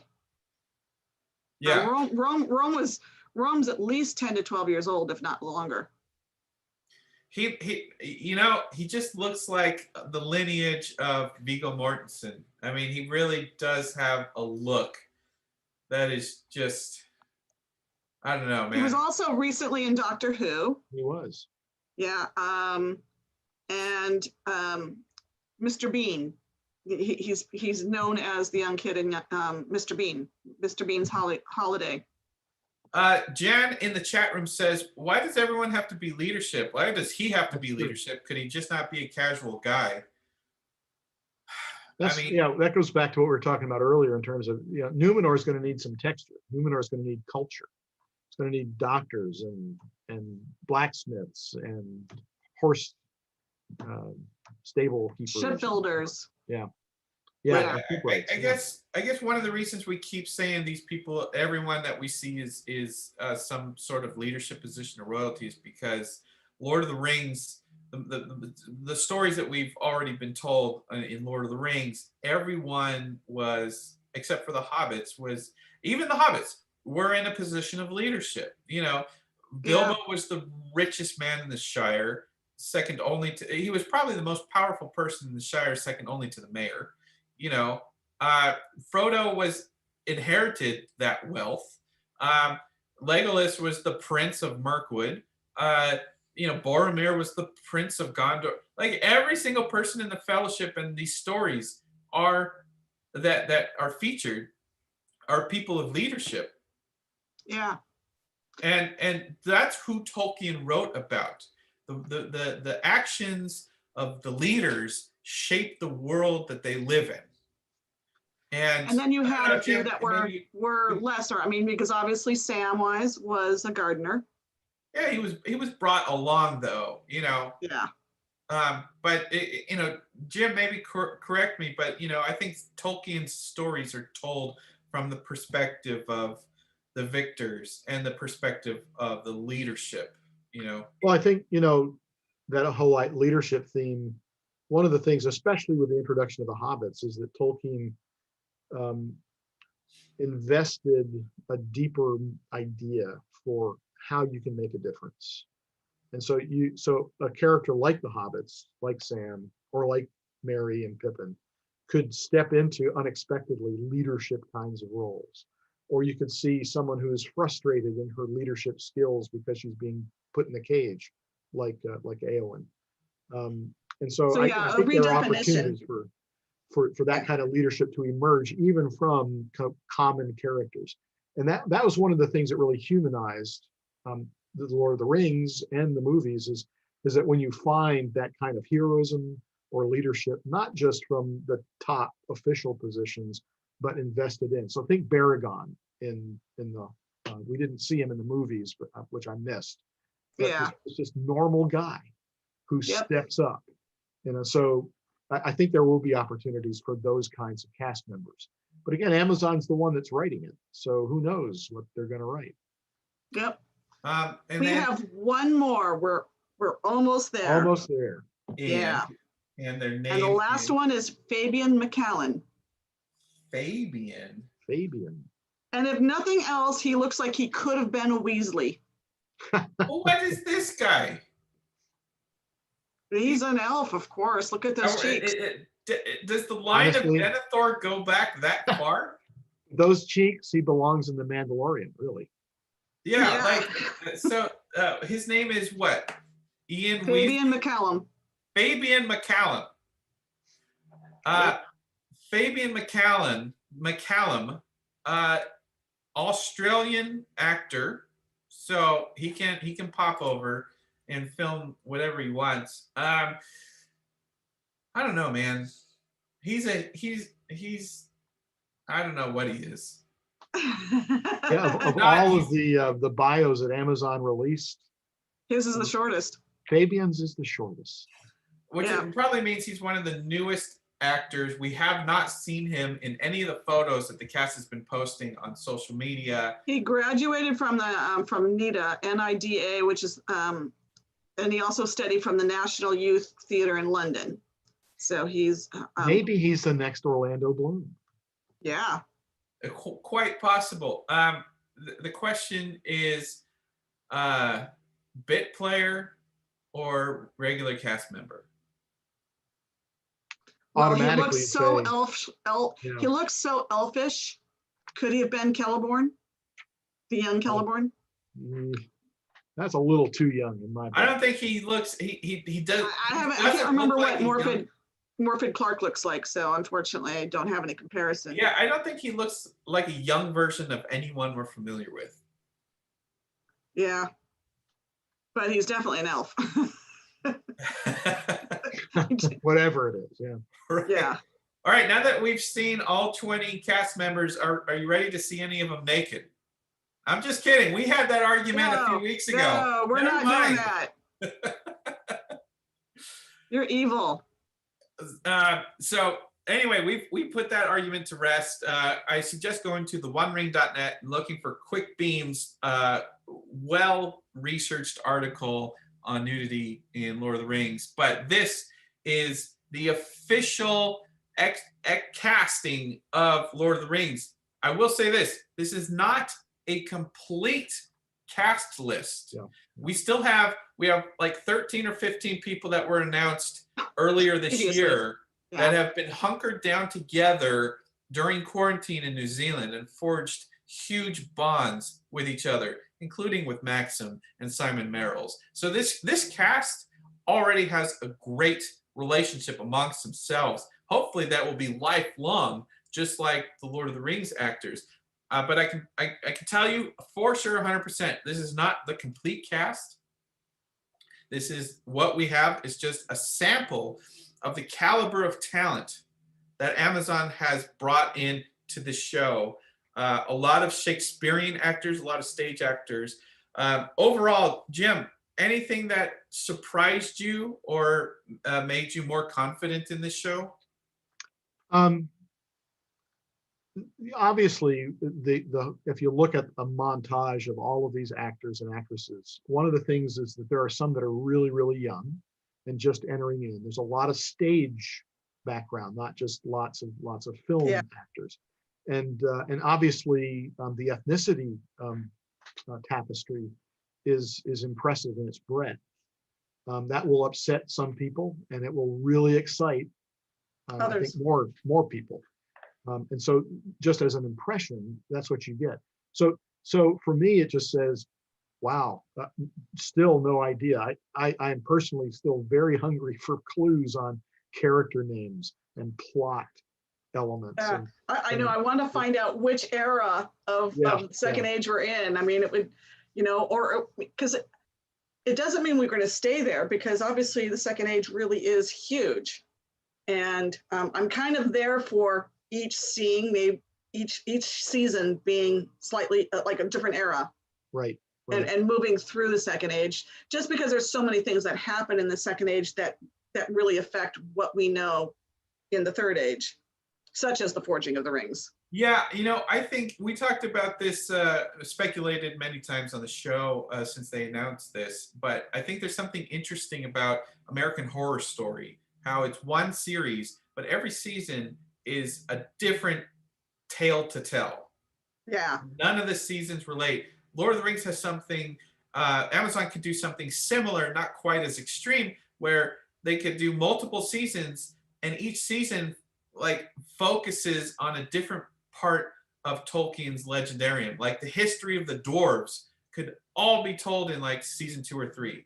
Like this season could be the history of Numenor and the elves, and then season 4 and 5 we can start going into the corruption of the 9 races of men. So there's the thing about Tolkien is he intentionally wrote the structures that other people could build upon, and he's written in his letters that he anticipated and encouraged future generations to explore Middle Earth beyond his writings with art, song and dance and art and paint and art. So this show is true to Tolkien in its inception, in its creation. The outlines that the Tolkien estate is making sure that the outlines and the structures are still there. And I think they've hired a great director to see the pilot. They've hired great writers that are passionate Tolkien fans. And I think this cast is representative of Tolkien's intent all the way through. This cast looks great, doesn't it? Yeah, what we have in the cast, we have raw material. In contrast to when we were making cast announcements back in 1999 and 2000, many of us had read those books and said, well, I know I've been reading about Frodo since 1969 and whatever year. And I know what in my mind what he should be and how he should, what his character is like, or about Gandalf, or about Aragorn, about any of these other characters. But nobody says, well, I've been reading about Ar-Pharazôn since, well, I haven't been reading about Ar-Pharazôn he's like just at all. a line or two in the appendix. Yeah, and so if you're into reading genealogies, you might have read a lot about it, but not much. So it's just open territory. So what we have in contrast to those Lord of the Rings cast announcements is we have kind of the raw material, and there's a wide range in this, and so it's kind of like, wow, there's a lot of potential here. I hope they use it. So that's kind of the reaction I have. Kathy, final thoughts? Any surprises here? Any surprises? Not really. I guess Lenny Henry was simply because he's known as a comedian, and it's nothing to do with what his talent or skill is. It's just that wouldn't have been on a thought. But when I saw his name, I'm like going, but he is a known entity. He's got a long history of a long career, as does Peter Mullen. So a couple of these guys, have nice long, and I really like that mix of young, fresh talent and the experienced talent, because as we found with Peter Jackson, you're not only looking for the talent or the skill for whatever role it is that you're trying to cast, you're also looking for people that'll work well together. And hopefully that's what you're going to get with this cast, particularly with I would imagine all the British, all the stage actors have probably all worked with each other at some point in time, or run into each other at casting calls and things like that. And the same thing with the New Zealanders. They probably almost all know each other, or have seen each other's work and stuff like that. So it kind of makes for a that chemistry that you want from a cast to be able to form. And of course, since we're also dealing with such a large epic scale story, there's no saying that all these characters are going to end up working with each other, because there's no saying that some of them are not characters in slightly different eras than the others. And again, Amazon has not released what the characters' names are, who they're playing. They've only told us like one, maybe two characters' names. So everything is conjecture right now. We don't know if any of these people are regular cast members, guest players, 1 episode, 3 episodes. We just don't know yet. And secondly, this is not a complete cast. I think there are bigger stars to be announced in more meaty roles, as Jim was saying, like Farazan, Círdan, the shipwright. There's several main characters that we know are going to play a part in this story that are going to require the heft, for many reasons, of a big star of the caliber of Ian McKellen. But these guys and women are exactly what I wanted out of the show. This is the best I've ever felt of the show so far. Lord of the Rings on Amazon Prime is on the right track based on this cast list, and I'm really excited. Thank you all for joining us for this amazing. We've been on for 2 hours now, and you guys are still in the chat room. You guys are still commenting, and let's keep up the conversation. Find our posts on Instagram, Twitter, Facebook. Be part of the conversation. If you've got something interesting to point out about someone's some character actor, like find our post on Twitter and reply to it. Like, we want to see what everyone is feeling about this. And I know there's going to be more announcements, hopefully in the near term. It has been 6 months since Lord of the Rings on Prime has announced or said anything. They've gone zero dark for 6 months. So this is a huge release for them. Thank you, Amazon, for giving us something to work with as we go into the holidays. We're still under quarantine. LA's in lockdown again. So we have a lot to chew on. And make sure they come and visit at the website, because we're going to be doing some more breakdowns on some of the characters on a daily post schedule, as well as the occasional few other kinds of essays we've been rolling out. I love the fact that the last couple of weeks we've started rolling out guest essays from other people. So if there's anyone out there who wants to do an essay or submit it to us for possible publication about anything in the Tolkienverse, spymaster@theonering.net. Yeah, if you have a real great argument, you can put it down in words and back it up with facts and research, please email spymaster@theonering.net. Spy, S-P-Y, master, spymaster @theonering.net, because we want to showcase as many voices as possible about Tolkien's world. And it doesn't have to necessarily be about this show or these cast members. It could be anything that's on your mind related to Tolkien. So thank you, Jim. Thank you, Kathy. Thank you, Joel, for joining us early in the show. I appreciate everybody coming in. We've got a lot to talk about. We're going to talk about this more, I'm sure, on Torn Tuesday with Cliff. I can't wait to hear what he has to say, as well as many other voices. So, well, he's working on a wedding for this weekend, isn't he, right now? There it is, your second wave of cast announcements for Amazon's $1 billion Lord of the Rings series. We'll catch you on the next info drop and Torn Tuesday, next Tuesday at 5 p.m. Pacific. See you later. Bye, everybody. See ya.